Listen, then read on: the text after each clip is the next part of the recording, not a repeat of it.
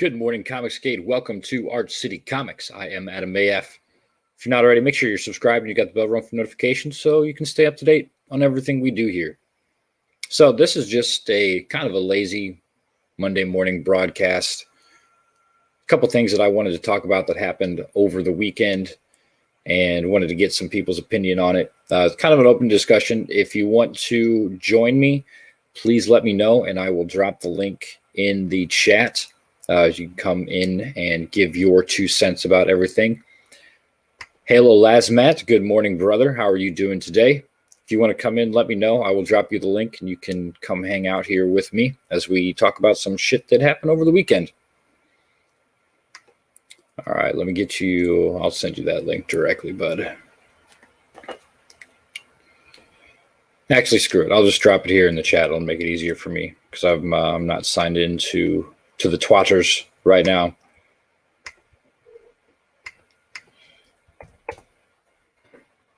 All right, there's the link in the chat. Feel free to hop in and join me. We can talk about some of this ridiculousness that happened over the weekend. We're not gonna. We'll talk a little bit about Corona. Just a little bit, from what I understand. The overlords are not really taking too well to us talking about Corona. What's up, Alad? How you doing this morning? I don't mind being red pilled, so let's talk about whatever, because I think it's time to let people be informed. And, movies, comics, all that is good. We need a distraction, but we can't be blinded to the reality of what's going on around us. So I'm totally with you on that. Yeah, and I usually try to keep all the discussions here pretty close to comics, movies, entertainment in general. I think some people out there, we need to escape a little bit. I mean, real life right now kind of sucks. Yep, so if we can take away from that even just a little bit, I say we do so. But the big news that happened that came through last night that I really wanted to talk about, that kind of it grinds my gears a little bit here, is the bill, the coronavirus stimulus bill that the Democrats put forth in the first place was also shot down by said Democrats. Did you see this last night? I did read. Actually, I read it this morning, and part of me was obviously angry, and the other part of me was like, well, why should I be surprised? I mean, these are the same people that are telling small businesses to shut down. And I'm thinking to myself, okay, what's the backup plan for these small businesses? Well, apparently they don't have a backup plan, because the first idea of a backup plan, they shot it down. So I shouldn't be surprised. But I'm angry for these small businesses. I'm angry for people that are out of work, that are being told, stay home. And yes, I get it. We got to practice social distancing. I get it. I'm not against that. But what I'm against is, what's the plan B for businesses that are losing money, for families that can't afford to make ends meet, because, by the time this clears over, they have nowhere to go to when it comes back to work. Exactly. So what's the backup plan? Right. This is just all they're doing right now is tanking the economy. And it is, like you said, the small businesses are the ones that are going to get hit the hardest. These big businesses can stand on their own. Plus, the government always bails out these big businesses. They're already talking about bailing out Boeing, of all companies, which have received multiple bailouts throughout their lifetime as a business. Hail Metal Movies and Brewskis. He says, hail Adam AF, hail Alazmat. Thank you for joining us. We're just kind of shooting the shit on this Monday morning, trying to keep people entertained and trying to keep everything from falling down, Yeah, and the thing is, I speak for myself. I don't want anybody to think I speak for you or for anybody, but to me, it's not the virus that we need to be worried about. It's the people holding the narrative about the virus that we got to worry about, because they're the ones controlling the purse strings, and they're the ones that are putting the fear in Americans as far as, put your faith in us, put your faith in what we're telling you to do. Okay, fine. What's next, though? What is the next step? Well, and I don't know who to even believe anymore at this point. Is the virus as bad as they say? Is it not as bad? We're getting so many different conflicting stories that it's literally impossible to decipher the actual severity of this virus. There's, reports now coming out that this has been around since last year. It just wasn't as potent and as virulent, but go ahead. Here's what we can take from all this. This is the one thing that we can take from this, is the fact that, we haven't really studied this virus. So the danger is not so much the mortality rate, it's the fact that it's so contagious that it can go from one person infected to 300 overnight. But you read the reports from certain publications, and I know, you got to be careful with what you read, but there was a report saying that half of the cases around the globe recovered. So, there is a hope for manageability with regards to the virus. It's just there's a lot of purse strings, there's a lot of bureaucracy involved right now. Like I said, it's not the virus I fear, it's the people holding the narrative that I fear. Yeah, that's a good point. Because I did just see some reports yesterday that there's a cocktail that is shown to I don't want to say cure it, but bring down the symptoms, help people on the road to recovery. I keep actually every day almost. I think I've read different stories about so and so recovered. Is going to live a fine, healthy life. And then on the other side, you've got, reports coming out of Italy, which just seems like is the worst of the worst case scenario. And then you've got people saying that, oh, well, yeah, you can recover, but you're also going to be on a drug cocktail for the rest of your life.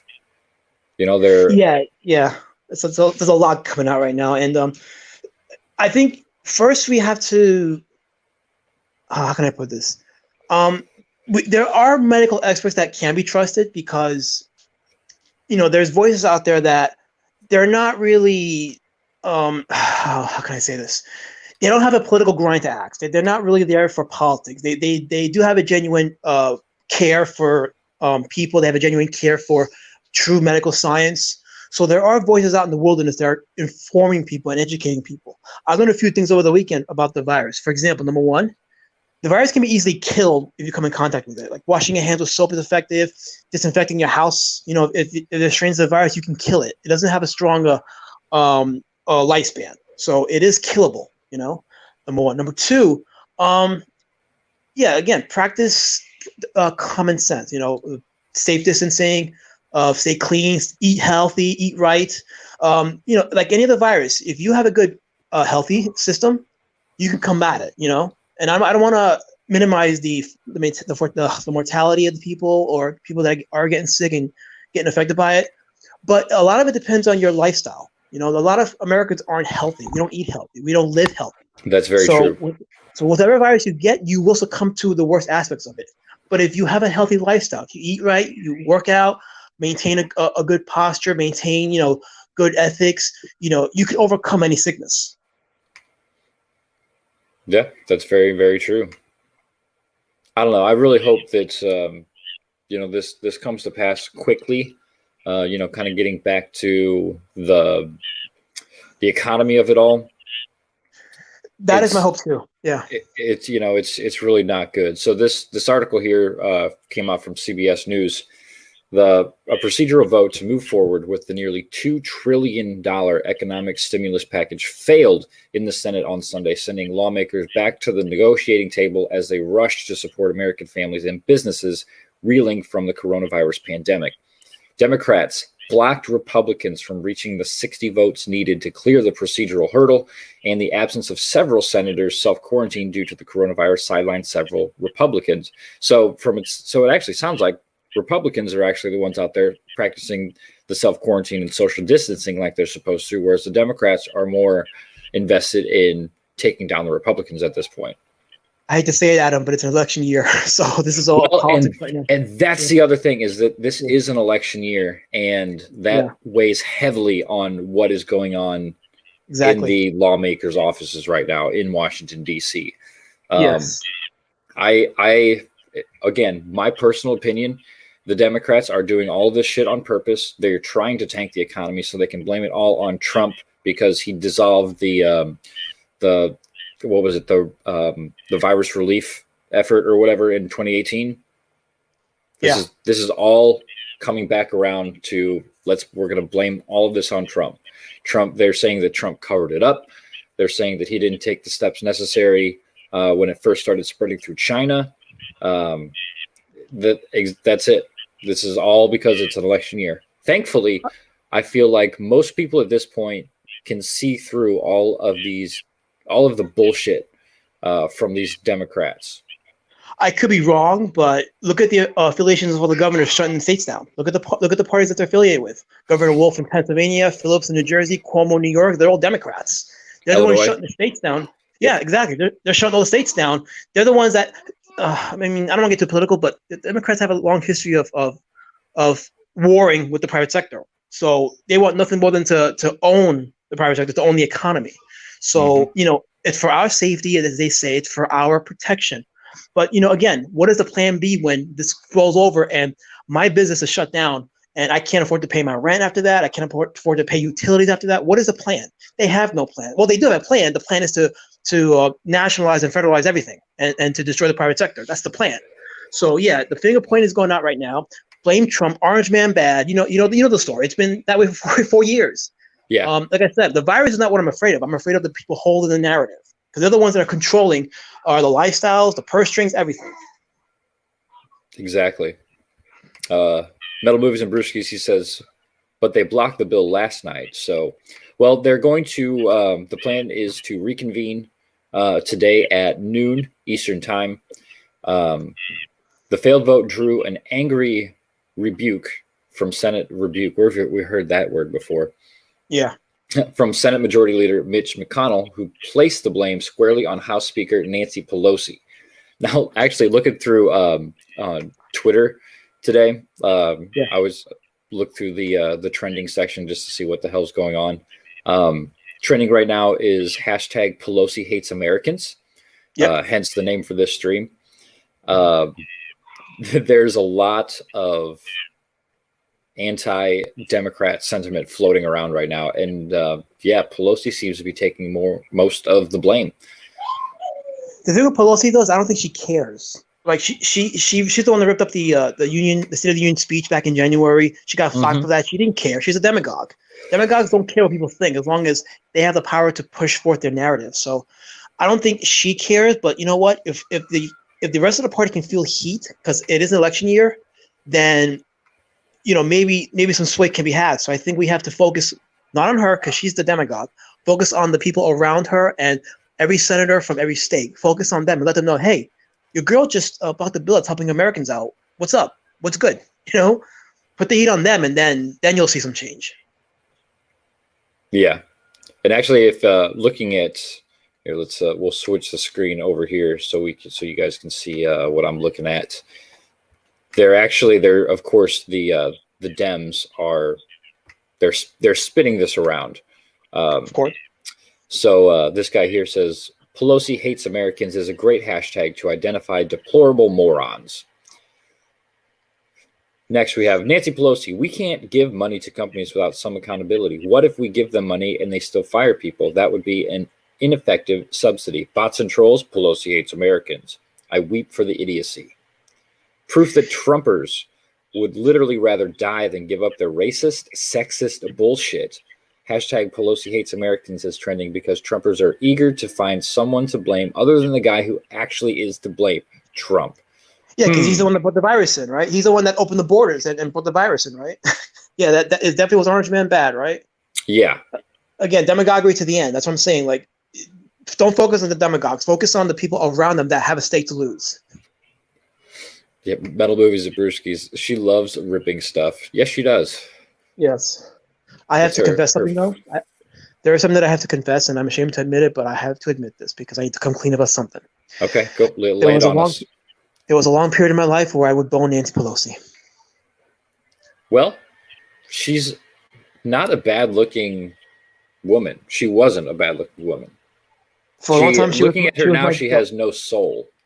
No, she has no soul, but she used to be a guilt for me for a long time. Good to know. Yes.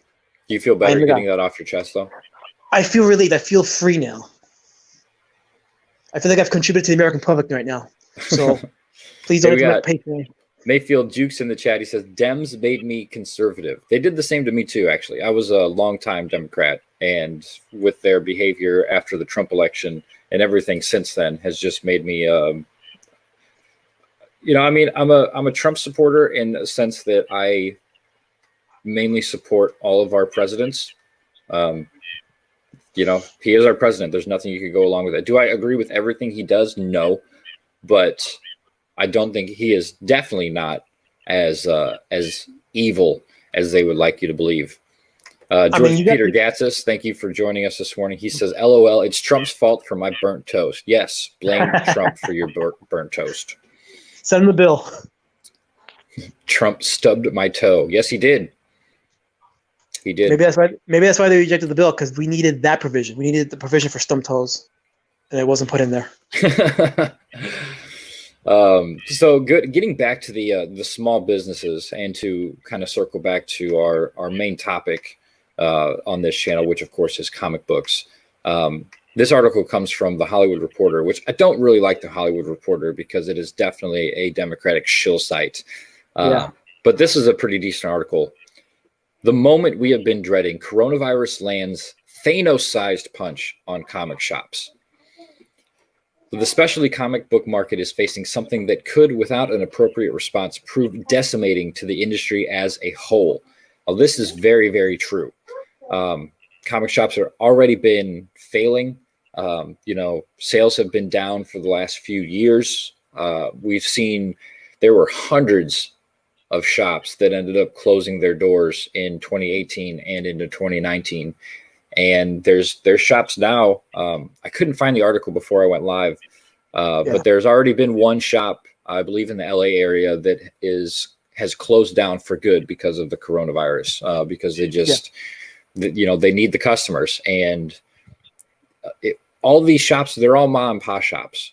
These aren't big businesses. You might have a chain of 3, 4, maybe 5 stores, but that's still a mom and pop shop. That's nothing. The government is not going to bail out these comic book shops.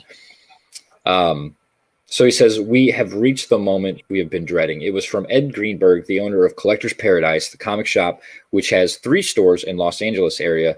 In a message to his customer base, he was reacting to Los Angeles's mayor, Eric Garcetti, safer at home emergency order, which was unveiled Thursday and mandated non-essential services close. Now, we had the exact same thing happen here Saturday at 5 p.m. All non-essential stores closed. The only things that are open right now are grocery stores. The hardware stores are open. And of course, some government businesses. But for the most part, everything has shut down, including our comic shop. He says, we have been selling comics for close to 26 years now, and this is truly the first time that we are uncertain about the future of our store, our industry, and our favorite art form, continued the email. Even before the coronavirus pandemic, comic shops have been struggling to reinvent themselves as sales slumped, but with social distancing, self-quarantine, and the effects of COVID-19 changing the way the world works, the specialty comic book market is facing something that could, without an appropriate response, prove decimating to the industry as a whole. Well, this is very true. This is honestly something that we in Comicsgate have been predicting, have been watching.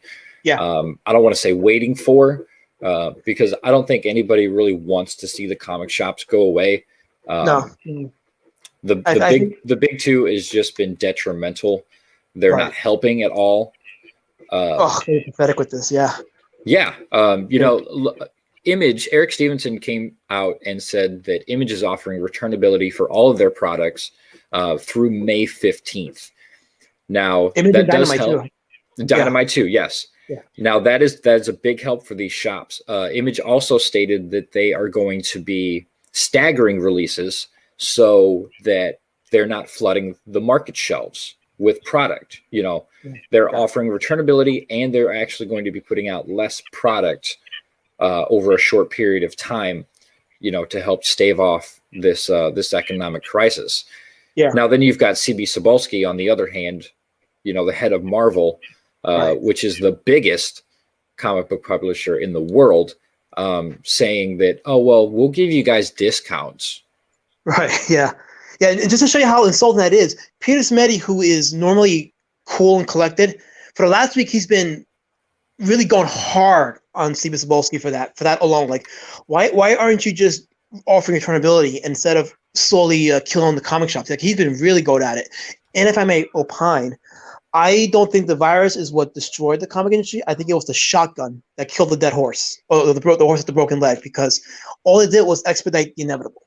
You know, we knew this was coming, but I don't think the shops were ready for how quick it was going to come. And the thing too is, and I want to put this out there too.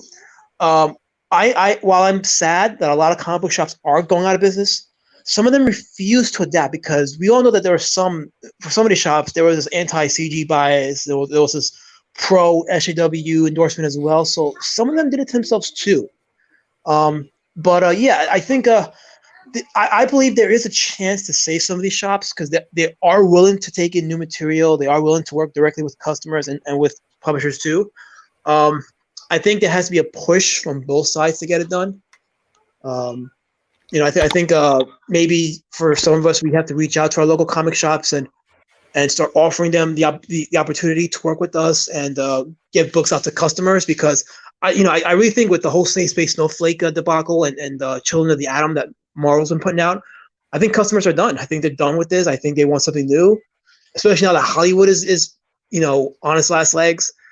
So there is a market for new stuff. There just has to be a willingness on both sides to work together to bypass the third party big companies like Diamond and what have you, and just start rebuilding this industry. Yeah, there are a lot of campaigns out there that offer the 10 book pack that come at a reasonable discount, so that shops or online retailers can buy up those perks and turn around and still make a decent profit off of them. The issue that I'm seeing is that they're not getting any kind of eyes on them. Right. I think that we as creators, we need to actively go into our local comic book shops and say, hey, I have this book. It's coming out. It's coming out on this date. I have an offer. You can get 10 copies. You can get 5 copies.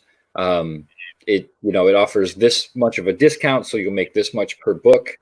And we have to personally sell to these shops. Yeah. They're not going to find out any other way. There's not shop owners out there that are trolling through Indiegogo looking for alternatives to the big two and to Image and to other books. We have to actually step up and do that work and get into these shops ourselves and overcome the fear of being rejected, because that can happen. You'll have those shops rejected, but you have to overcome it. Absolutely. Yeah. That's 100% true. You definitely you have to put on your salesman hat, your door-to-door salesman hat, and go in there. If you've got a sample, would be great that you can actually show them. Even printing up little square flyers that they could leave, on next to the register. Customers can actually kind of look at an art sample and maybe go directly to the Indiegogo and look at the campaign and flip through all the art, and then maybe come back to the shop and say, you guys should definitely order this, because it's going to take more than just one person with a book to sell walk into a shop going, hey, buy my book. You've got to get that pre-order kind of basis going. The customers themselves need to walk in and say, hey, are you getting Road Warrior Drake? Not even that, but Blood Hunt? Right. Exactly. I'll go in and I don't just offer Road Warrior Drake. I say, hey, I can offer Road Warrior Drake, but there's other books you should look into, like Xenotype, Blood Hunt, like you said, Captain Love. There's a whole bunch of other books I want you guys to look into. And they're willing to directly deliver to you guys and help replenish your shelves and bring in new fans.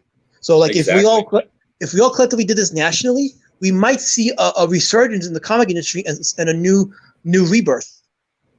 We could. And like I said, anywhere between 5 to 10 copies. It doesn't have to be, a shelf full. We're not Marvel and DC. We're not trying to flood their shelves and take up a lot of space. Right. But just something. Oh, and we lost Alaz. And he's back again. And he's gone again. There you go. That was me. Yes. It's this internet of mine. Oh, I don't know. But I heard what you said, though. Yeah, I didn't even lose anything you said. So yeah. Hail Cider Hype. Good morning to you. How are you doing today? Hail Cider. Okay, I guess he's still getting situated a little bit.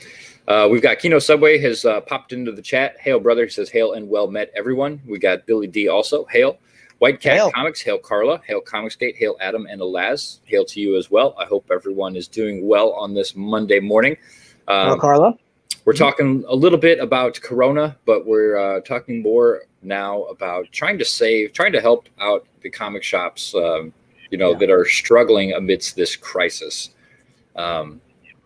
It sucks because I was actually planning on going into my LCS and doing a little shopping, maybe picking up some back issues and stuff. And we just got hit with this this shutdown of all non-essentials here in Illinois. And now I can't even do that now. And another thing, and this is just terrible timing. So my LCS is owned by a small company. They have two other stores on this side of the river, and they've got one in St. Louis City. So it's in Missouri. Missouri. Well, it depends on where you're from. It could also be Missouri. That qualifies. Yes, it does actually. That name is very accurate. But they just announced at like the beginning of last month that they were moving their St. Louis store back into Illinois. So they're having a big moving sale. Well, now they're moving their store into a state that isn't even going to allow them to open. Yeah. This is very, very detrimental to this company. I hope to God they kind of put the brakes on it, maybe spend another month's rent over in St. Louis City and try to sell as much as they can, maybe move some of their stock from Illinois into Missouri to try to keep that business flow, until either the country shuts down or Missouri itself picks up and follows suit with these other states, California, Illinois, New York. I know you said a couple other ones earlier, Laz. We could actually be seeing the end of the comic shop because of this stupid virus. It's the end if we don't do something about it. If we just sit by and let Marvel and DC take the brunt of it, the shops suffer as well. But because we have a massive online movement, like there's a presence for us online. Even didn't make close to $500,000 in Cyberpunk 2 out of nothing. Like there's an audience out there. We just gotta direct them out from the internet out into the world. Now we have the ability to do that. We have a massive network. We got people all over the country. We can bring awareness to this and really kind of shift the business back into our pockets, into our hands. We just have to have a collective agreement on getting this done, and then I can see maybe we won't save every shop, but if we can save a couple, then new shops can spring forth from that because now they want a piece of the pie. Yeah. Hold on. The shop model, you gotta rethink that shop model, man. In the 21st century, that's just not gonna work. The shop needs to transition to become an after-school hangout. It needs to be a place where kids can do their homework and get tutored, have a safe place to be, and read comics as well. It needs to be a gathering space so that there's a reason to be there, a reason to take a look at these books, and a reason to take them home. Right now, there's just a poster outside with some goofy character from the 70s doing some weird pose, and there's people walking by listening to their music and not even looking up from their phones. But if this is a space where they're supposed to go after school to be safe and hang out with their friends, then they have an opportunity to take these goofy characters and strange poses a little more seriously. That's a really good point, actually. Yeah, that is. Yeah, is the evolution of the shop itself. Because my local shop, of course, it's not just a comic shop. It does comics. It's got tons of action figures, toys, board games, card games. It's an all-purpose store. They make a lot of their money off of the board games. They do tournaments. Right. They've got a nice big room that they extended into 2 years ago. That's got nothing but tables in it for tabletop games and card games and all of that kind of stuff. Cider, you bring up an idea that I had a long time ago. Oh, I'm sorry. No. Because I think people need to start adapting to this model of, like you said, not just a shop, but actually a hangout, a place where the young adults can go after school, hang out, get a snack, something to drink, obviously non-alcoholic, and hang out. The what was that? The Kick-Ass movie. They had that comic shop that was mixed with like a coffee house or like a deli of sorts. Yes. Yep. They have the cafe model for those that follow the bookstore kind of style. But I really encourage it to be a teenage hangout, because right now there's not a lot of connective tissue between the youth and these comics. Comicsgate has that connection, but the mainstream doesn't. And this is the inroad of getting Comicsgate in too, because these kids are going to take a look at these stories from 40 years ago and say, man, I can't really relate to these. But this Cyberfrog guy kicking a bunch of wasps' ass, I can relate to that. I hate wasps. Right, yeah. Yeah. So I personally think that the Comicsgate model could survive in the LCS if the LCS offered the little QR code previews. So what you would do is you would have a poster of Cyberfrog coming soon. There would be a QR code, and that QR code would direct you to either the mailing list or the trailer for Cyberfrog Wrecked Planet. That's a great idea. So that way you don't have to have the stock. You have an instant pre-order lineup advertisement in every shop. The shop doesn't have to take a risk on it getting produced. The people can demand it, and the shop can send in a pre-order list to Ethan or whoever's producing the comic. That's a good point. We need to be writing these ideas down. Someone is. Do shit to says nobody will relate to Snowflake or Safe Space in 2 years. I don't think anybody relates to those characters now. They don't. They hate Pink them. Jock? Everyone Pink hates Jock? them. Come on. Yeah. I have seen nothing but contempt for those new warrior characters. There's very few. Like I had a comment on my video about it, saying that this isn't. They're not made for adults. They're made for teens. I said no, these aren't made for teens either. Even the teens hate this shit. Even the LGBT community hates this shit. Especially they're pandering to these people, and they don't like that. They don't like that at all. You don't need to be negative about it now. Juke says an arcade area is awesome too. Arcades are popular here in Oregon. Resurrection we had an of the arcade bar. Perfect. We had an arcade bar here for a little while, and it did not do very well because it cost them too much money to upkeep the games. Well, drunks and video games. You do the math. Well, that's a good point actually. And this was a quarter bar. So these were all old stand-up video games. This wasn't like a Dave and Buster's style.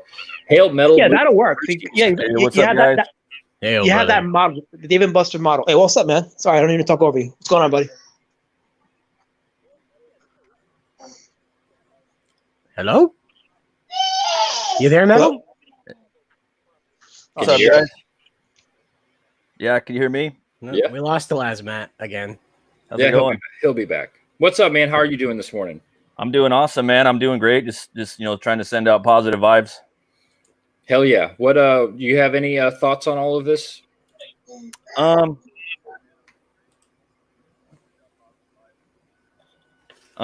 Yeah, just basically like I was saying, a lot of people are kind of scared right now and they don't know what to do, Yeah, everything's kind of in disarray at this point. There's a lot of uncertainty in the future, and people do not like uncertainty. It scares. It's almost like a fear of the dark. That fear of the unknown. That's what it is. Yeah, exactly. And I know that, like, for me, I actually thought that the virus was like a straight up hoax, and then I started seeing all the people that were dying in Italy, and like it brings tears to my eyes. And you got to go out there and do things sometimes, but I think that we do need to stay home and, keep that distance for a bit, because they're saying the virus, it spreads like fast and it takes people out quick, or it goes slow and takes people out slower, so like I was saying, the virus, it stays in the air for 6 hours, and it also lives on cardboard for 12 hours. It lives on metal for 6 hours. So, you can't keep washing your hands all the time if you're in public, but you can sanitize them and stuff. But I don't know. It just sucks too about that bill. Like I think a lot of people needed that bill. You know, it sucks that they didn't pass it.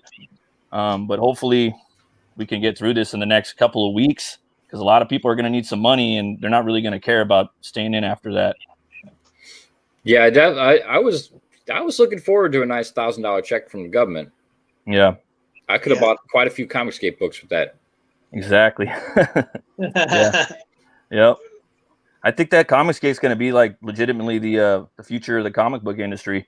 I think they're the life force and they're what's keeping it going right now. And everyone's just really supporting each other. You know, me, like I see a new book come out and I have a list of Comicsgate books, and as soon as I get a little extra cash, boom, I back that book. You know, and there's just like a long laundry list of books I want to back, but I can only do so much sometimes.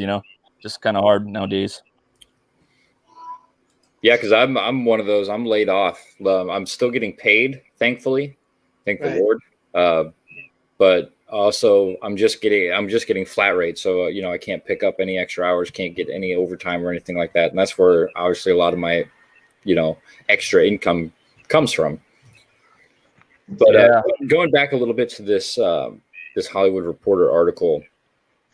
This guy's talking. He says, I sent an email to my top 5 suppliers asking if they were going to be offering returnability on the other end of this. I have 3 weeks of orders in the pipeline and zero ability to sell those books in a meaningful way. 2 of the 5 ignored me.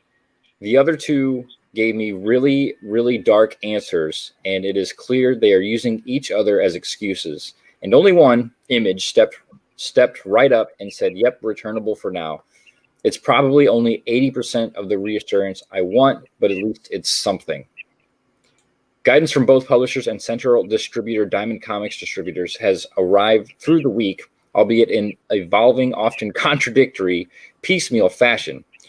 Plans for May's Free Comic Book Day event were initially expanded for the entire month before being indefinitely postponed for a day later this year. As Hibbs' note suggests, Image Comics was the first publisher to step up, making all new releases fully returnable for the next 2 months and staggering or canceling some releases. Industry leader Marvel on Friday released a statement announcing its own plan for assisting retailers. With that, it is being described as extensive deep discounts for releases between March 18th and April 8th. Now, that kind of brings us back around to what we were talking about in the beginning. Deep discounts are not going to do shit if you can't get those products off the damn shelves. No, right? They need full returns. They need full returnability. And a business as big as fucking Marvel and DC should be the first ones to be able to offer returnability. Not Image, who has like a 3% market share. Yeah, it's disgusting. It's tiny. And again, it really tells you how how much danger they feel right now with this market. Oh, they're sweating. Well, with the comic book shops going out, the comic book shops do go out. They don't have that leverage Marvel and DC as far as not having returnability, because who's going to take their stuff in? Well, I mean, bookstores, I guess, slackers. Well, I mean, bookstores maybe, but even still, it's like, it doesn't have like, because the comic shops depend on these comics. The bookstores not so much. They can live without the graphic novels and the comics per se. That's more of a incentive, I guess, for young people to go into the stores. But they'll go on or they'll die with or without the comic shop, without the comic books. So Marvel and DC won't really have a leg after the comic book shops are gone, because again, GameStop had it for a minute and then got rid of it. Some selective Walmarts will have it because not all of them have it. And, again, it's like they don't have that leverage. They won't have it if these shops die out. It's true. You guys ever heard of Book Off? No. Well, at my mall, there's this place called Book Off, and basically it's like a Tower Records and a general store, and they have comic books, graphic novels, books, DVDs, Blu-rays, video games, toys. They got models and computers. I love the store. I go in there and I find gems that I've been looking for. There was this book by Niles and Zombie called The Nail, and it's a pretty cool bounty hunter book that Rob Zombie and Steve Niles did. I found it there for like $7. But anyway, a lot of people sell their comic books to that shop, so you can go in there and pick up a bunch of books. But I don't even think they're going to be in business now because of this whole, Sharona. You know what I mean? So Yeah. it kind of sucks. That would have been like a little bit of an outlet for some of these stores, because where I live, there's a lot of comic book stores around here. I actually live a block from my store, and they're really cool. At my store, another thing comic book stores could do is my store opens early. They open at like 9 a.m. and they stay open till midnight. Then they do like Magic the Gathering, and people are always in there. There's always like a life force in there, and I know a lot of stores, they open at like 12. So I don't know. Yeah, my store opens at 10 on Wednesdays and then 11 throughout the rest of the week. But then they're also open till I think 11 or 12 p.m. Most nights of the week, I think, except for like Sundays. That's cool. Yeah, I think Cider, I think, really hit the nail on the head. If these shops really want to survive, even beyond the Sharon apocalypse, they need to actually evolve this shop. The way they actually put these shops together, offer something, put couches in there and, free pack of toilet paper with every comic book. Well, yeah, that'd really get some people in there. Yeah. I think these stores have to actually evolve into something more than just a comic shop or a game shop, couple up with a local restaurant. Like a craft something. Yeah, and sell sandwiches.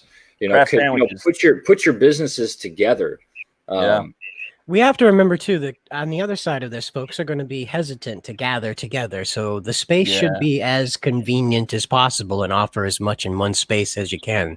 So having a craft sandwich, craft drink place, juice bar, all that in one place, a mini mall within a comic book shop, might actually turn around what that comic shop does. Yeah. They have this thing too. Another thing that opened up around where I live, and it's called Steelcraft. And basically, there's all these empty storage containers, and they're formed in like a perimeter of all these rectangular formations, basically. And each half of the storage container is a craft independent business, and it's all outside. So you got craft beer. Yeah, you got craft beer. You got craft wine. You got craft chicken sandwiches. You got craft pho. You got craft ramen. Like they're all, home business. You could put a comic book store in there. You could put a newsstand in there. And it's all outside too, but they haven't, they're just something to think about. Well, Adam, if you want to pop over to Google and you search transforming cargo container restaurant, they'll show you a cargo container, real life, that folds up all like a cargo container should. And then when the sides open and the doors open, revealing a fully functional restaurant inside. Yeah, and they have bands play there too on the weekends. So everyone's outside chilling, kids are running around. I mean, this is mobile stage right there. Oh, wow. It's pretty cool. It's like right. It's literally right across the street from my comic book store too. It's like it was awesome, but then yeah. So you can divorce yourself from rent that way and travel to where business is as a comic book store if you put it in a container and on the back of a truck, or even a comic book food truck. What about that? Greasy Pages. That's my only objection. Ooh, greasy. I like mobile the name comic shop. Yep, mobile comic shop. Bro. Yeah. Hell yeah. Gatsis brings up a pretty good point here. He says Marvel and DC have no incentive to help the comic stores. Marvel and DC can shut down and become brands if the stores shut down, which removes their growing competition from the independents. So he's saying, in a sense, that it's in Marvel and DC's best interest if these shops shut down. I disagree with that, actually. You think so? I think it hurts them because who's going to take them in without returnability? Again, the comic shops needed comics. Barnes & Noble doesn't. Walmart doesn't need comics. Name me any other place besides a comic book shop that needs comics. One should also remember, too, there is a massive push for digital now, and the print medium itself is shrinking. Especially with Corona. Well, digital also... I was going to say, digital can be pirated easily, so that's also going to hurt Marvel and DC. So, like I said, either way, they're hurting themselves here more than anything. They don't really care. Imagine, let me paint you a picture of what Marvel's going to look like in 5 years. Lids, that store in your mall that just has hats. Yeah, that's it. It's going to be Marvel logos on hats. That's what Marvel's going to be in 5 years. I thought you meant they were just going to open their own stores. No, they're just going to be a clothing fashion store, probably just hats and T-shirts and sneakers. My mall has 20 shoe stores. Yeah, so 21 will be the Marvel shoe store. You can get some Captain Marvel coats. Dushitu says Adam showed that comics don't work as toilet paper; they leave more stains on your butt. Yes, they do, especially if you missed that use stream. Marvel. Oh man, That was a video upload I did of Did you Marvel really show your comics. ass? No, I didn't show my ass. Okay. But I turned a Captain Marvel comic into a roll of toilet paper and then used it, and it did not use very well. owie. It left Captain Marvel doesn't deal with no man's shit. That's why. it left more ink on my ass than anything. Oh man. Yeah, not great. So yeah, let's before I switch off Everything of Marvel this touches screen, is detrimental. this is what we were talking about earlier. Hail Peter Cementi. Serious, man. Increased discounts for stores. That implies they'll have cash flow to get product in the first place. Many stores are down 50% or more in sales. Any word on returnability options for retailers? Image, Boom, Dynamite, Alterna, all offering safety nets with returnability right now. He backholed the fuck out of CB Cebulski right here. Yeah, he corned him. Corned him hard. Yeah, that corn. Yeah. Well, what's funny too is this the Cebulski tweet is he's retweeting a Bleeding Cool article that Rich Johnson posted, basically sucking CB's dick for offering discounts. Because that's really gonna help. I like how he like sidestepped around that. You know what I mean? Like just didn't even answer it. It's pretty funny. Oh yeah, totally. Like a crab, you know. Hey, good morning to Drew, aka Mr. E. Hail, Drew. What's Hail, up? Mr. E. Something Hail. crab? What was Good that? morning. Sidestepping. What's up? We got Riot Kitties in the chat too. Says probably Marvel can just be an amusement park in Disney World, and that's it. Hey, probably. That's probably. Hey, 25 years from now, that probably will be how people remember Marvel and Star Wars. It's like it's a small world. They'll remember it like that. The log ride, just some faded thing. That like physically pains me to think about. It sucks, man. I mean, Hey, it's true, we but have the it's all caps pains me. comics cinematic universe, so kind of a nice trade off.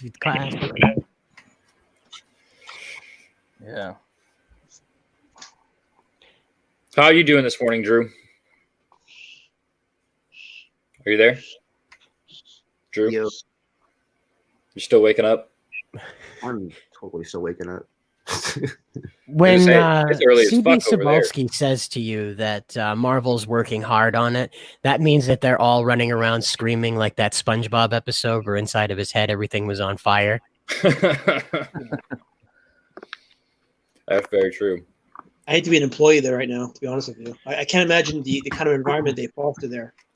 Well, they're all terrified. Just you remember Mags reached out to Ethan for God's sakes. Oh yeah, for extending the proverbial olive branch. It was. Yeah, the vinegar dipped olive branch. Vinegar dipped olive branch. So here's what we were just talking about: converting a shipping There we go. container That's what I'm into. This is a restaurant, but we could definitely make this a comic book hot what's dog up. stand. This is cool. Hell yeah. Well, that just looks like a house. Well, Yeah, they've been using yeah. these to make houses pretty regularly now. It's now finally making its way over into business fronts, like this Pretty right metal. here. Yeah. You got it. Actually, they do this. They've been doing this for years outside concerts. They just bring up the trailer and drop it off and pick it up when the concerts are over. Yeah, Metal was telling us about that. You could definitely do this. Make a mobile comic book shop out of these and just kind of tote it around. You can imagine taking this to set it like your a Comicsgate comic shop out of one of these metal things and just take it to all the cons and just drop it outside. Yeah. Oh yeah. Drop it across the street so they can't stop you from showing up and selling indie comics. Yes. Yeah, that's a pretty cool idea. I like that. Yeah, they've been doing those for a while. My business partner in my media company, he's been trying to get me to knock down the house. I've been trying to buy the house that I rent right now for years, and because I'm dug in, so I want to stay here. And then he's all like, well, why don't you knock it down and rebuild it with all these? And he was like quoting me the prices. And I'm like, dude, but I like the house. Those things are brutal too. I mean, architect, like the architecture of them, like you sit in there, they're kind of cold, So I'd imagine you'd have a to box, Yeah. You'd almost have to put up faux walls on the inside to give you a layer. You do. You need to put R34 in there if you're in a climate above the Mason-Dixon. Yeah, you just got to treat it like framing. You know what I mean? Like basically, if you buy those and you organize them in a pattern that compensates framing a house, and then you still have to insulate them and decorate them and wire them, but it's easier to do all that wiring and stuff because especially if it's got the channels and stuff, because the wiring can run in the channels but you got to be careful because you got to think ahead. Whatever you do, it's not like you can do it yourself. You know what I mean? So. Mayfield Juke says we were doing that at Burning Man 15 years ago. Shipping containers are awesome. Yeah. See, so it's tested. We know it works. So this way, if there's anybody out there that's tired of their storefront comic book thing, they want to travel, they want to get out of their area, do it. Get one of these containers, get your buddy that's good at cutting up and welding, get him to set it up with a shop for you so everything's secured and locked down. Slap that thing on the back of a truck with a sleeper and go where your heart goes, man. Chase the sunset. Yeah. Seriously, take one of those things, put it on on some wheels, and decorate half of it as a shop with an open front, and then the other half have it completely insulated as a house. You know what I'm saying? Like a gypsy wagon. Yeah. Right. Exactly. Tiny house on the side. Right. Yes. Yes. You're half tiny house and half business, and they're 16 feet long. So there's a bedroom right there. 8 feet of storefront, 8 feet of bedroom. Yeah, and just park it where you want. You know what I mean? Sell your shit, and then when you get kicked out, go park across the street. You want to piss off the Brightwisers? Walmart. If you have a Sam's Club membership, Walmart lets you park your camper in the parking lot for free, however long you want. Oh man. Oh damn. That's for the Brightwisers too, because they just got their books going in there, huh? Well, Walmart, if it's a super center like most Walmarts are, they're still open because they've got the grocery option. So it's technically a grocery store. And that's probably a good thing for them. If you have a vendor's license, you can park it wherever you want. You can park it right on the street, right in front of the state capitol or whatever. You know what I mean? So nice. They can't tell you to move as long as you're not in a no parking zone. If you have a vendor's license, you can park wherever you want. That's how those taco trucks get away with it. More people need to be watching this stream right now. We are fixing the comic book industry from the foundation up. Come on now. I love ideas. I need ideas. They should transcript this stream right now. We're giving them ideas. They are for free. Exactly. Listen, CB Cebulski, we're doing your damn job for you. Hey, I'll be back in just a second. How much room do you guys need to survive? Can you guys live in a small Adam, house? your time's up. Your second's up, man. Your second is over. You're not back. You lying motherfucker. Man time. Exactly. You need just about 16 feet in order to have like a proper size bathroom where you can spread out on the toilet. That's just about the biggest need you have. I just need a corner with a desk to draw on, basically. Just a hole in the floor, man. That's all you need. I mean, you're resourceful. I'll give you that. But yeah, that tiny house thing, it's a great idea to split it up into a gypsy wagon. Just do old style, man. The 21st century is going to look really cool. It reminds me of The Fifth Element with the soup guy on his flying soup wagon. Yeah, that was awesome. That was awesome. The gondola with the soup wagon thing. That was awesome. That huge. What do they call those? What are the name of those? There's a special name for those type of ships. It's not gondola. Gondola is Italian. What's the Japanese? I believe that was a Chinese vessel. Was it Chinese? Yeah. Junk ship? I don't think so. What did he serve? Did he serve? Was it Japanese or Chinese food? I believe it was miscellaneous Asian food because it was 80s. I can't remember. Well, they were called chunks. Also, hey, your flying chunk fits the Fifth Element. Yeah. That's probably what it is. Yeah, and I mean, it actually sounds more like junk because they don't have ch sounds. You know what I mean? That's Fifth Element as fuck. All right, I'm back. I had to top off my coffee. Yeah, you lied, man. That was a lot longer than a second, man. Well, it did take me a second to get all the way over to the And we coffee. trusted you, man. We trusted you for a whole second.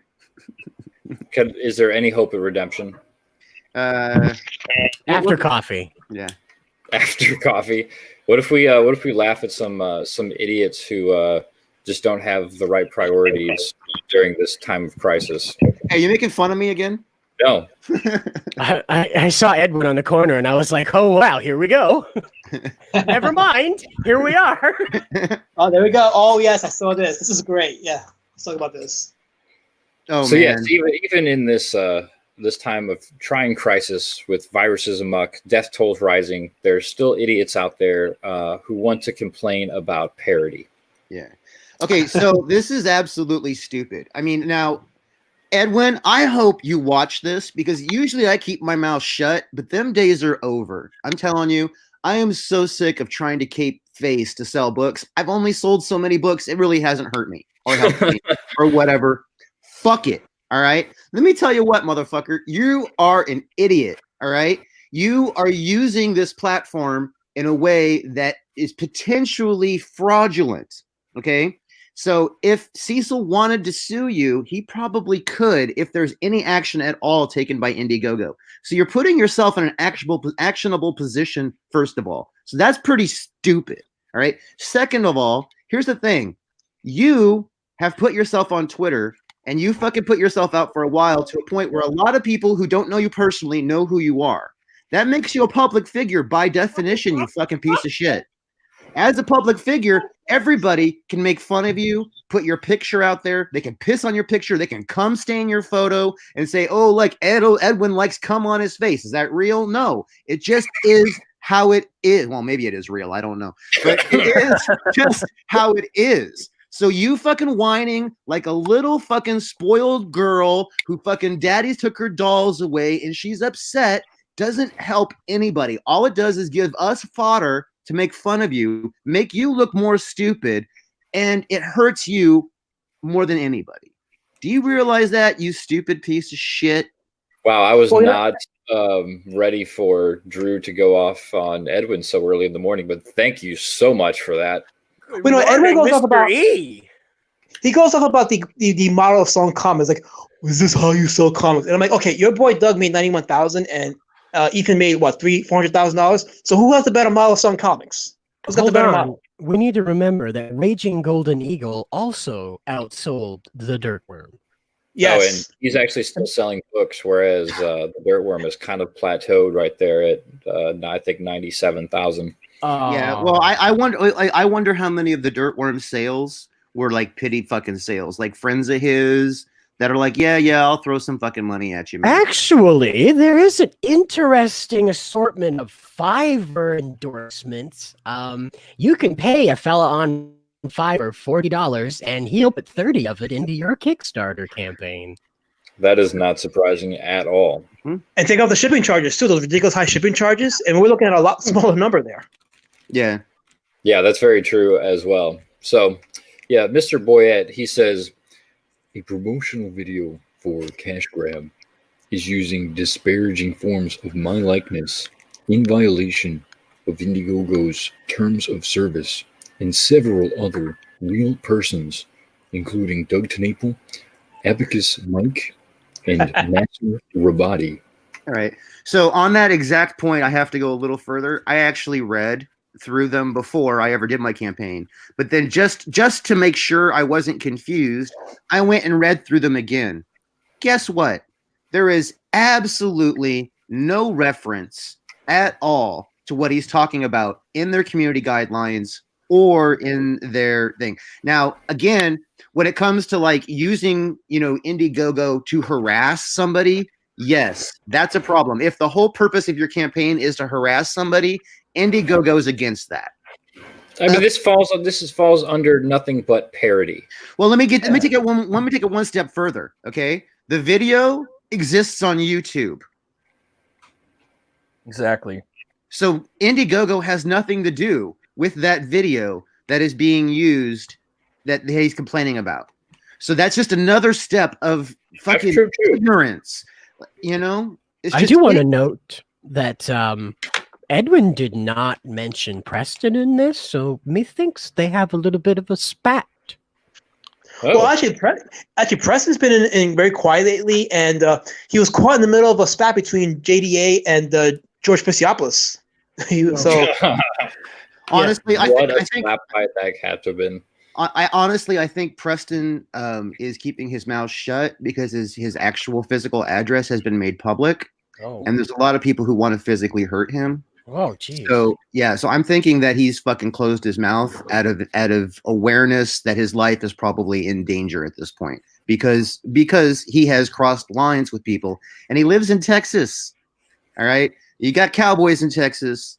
You got a lot of angry fucking cowboys, and I know of a few who before they had his address were saying, and I mean, if he lived in Fresno, I would fucking have already. And if you're out there maybe and having some hard time with him, maybe go to the gym or, take it out on a pillow.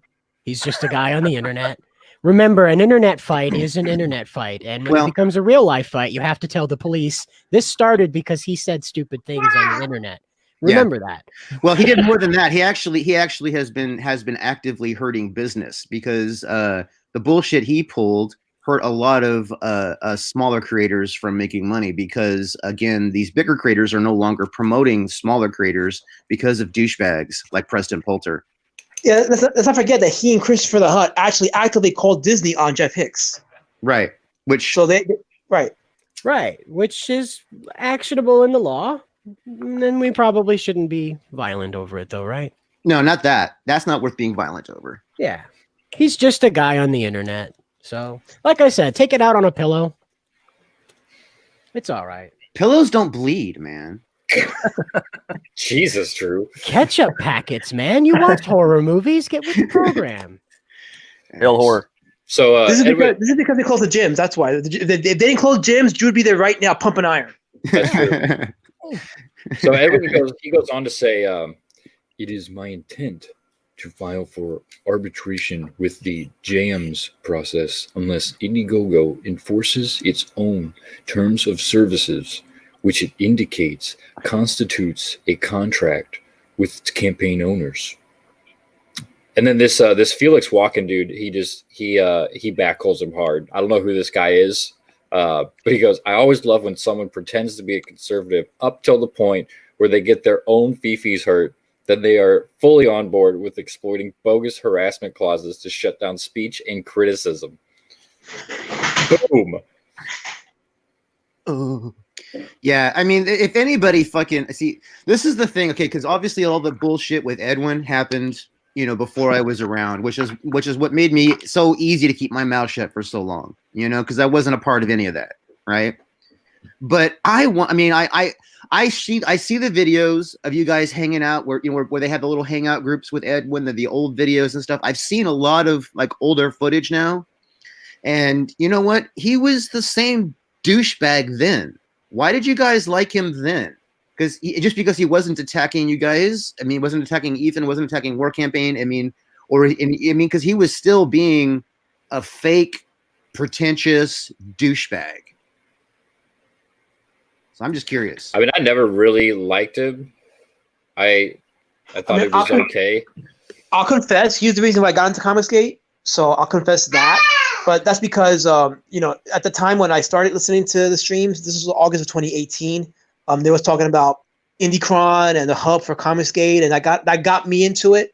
I was already like a few pages into Road Warrior Drake when I was listening to that, so I was taken by the fact that here's a man that he's a Christian, but he also supports independent comics and this movement against SJWs. I was like, okay, I'm in, man, I'm in. But I saw the whole evolution. What happened when he goes from giving his thumbs up to War Campaign memes to calling them harassers? The guy went. I mean, there definitely either was a change, or as Drew put it, he was a fake. No, he was a fake. I could see through the. I mean, I saw through him immediately, but I had the later view to see through. You know what I mean? And then I thought, and then everybody's telling me, well, he was different before. So I went back and I looked at older videos. The things he said was different before, but his personality, his demeanor, his way of approach was exactly the same. So I'm like, he was the same douchebag back then. And he's gone on and on and on about this. Here's the other thread. He goes and so he's watched this video, I'm sure, many times. Hilarity. Yeah, he has got to be. I mean, seriously, to be this stupid. I mean, this has to be an emotional outburst at this point. You know, like a woman who can't control herself. You know, as our dear friend SoCal says, there are SJWs on the right, there are SJWs on the left. True. Oh yeah, very much so. Fact. So even JDA's in on this. Should we open arbitration against IGG? You know what? They allow this. You know what? I think what you should do is you should have that video queued to play like every 10 minutes between of things, so that we make sure it gets noticed a lot. You know, Which video? the one he's fucking complaining about specifically, the one where the cash grab video. Yeah, well, the one he's complaining about, the one where where they're made into worms, the conclusion to the Cecil epic. That shit's funny. I'm sorry. That's the funniest shit I've seen all year.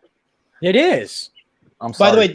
By the way, Goofy too. I am the leading Hispanic voice because JDA has blocked me, so therefore I take the reins. I am now the lone leading Hispanic because my audience is much more broader. So, just so you know. Well, that and has he ever fucking actually made a movie ever? A movie? Yeah, I don't think so. Well, okay then. So Lasmat wins because he has. Boom. There you go.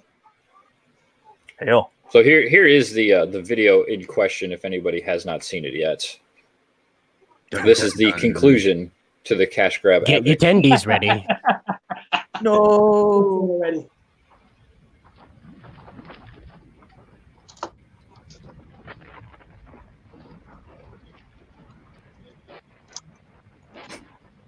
You might need to turn it up. There we go.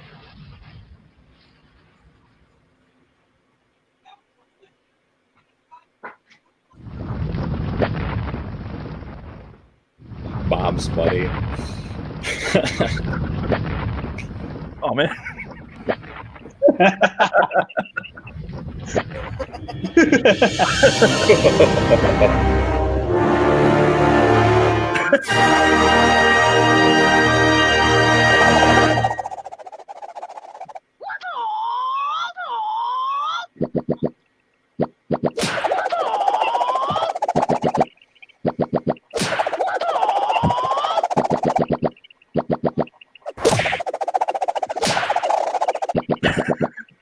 Schemes and scams. I love how he smacks his hair off. This is the best of this entire thing.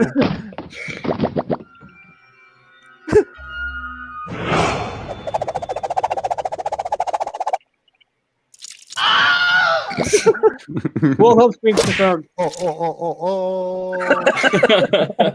Said,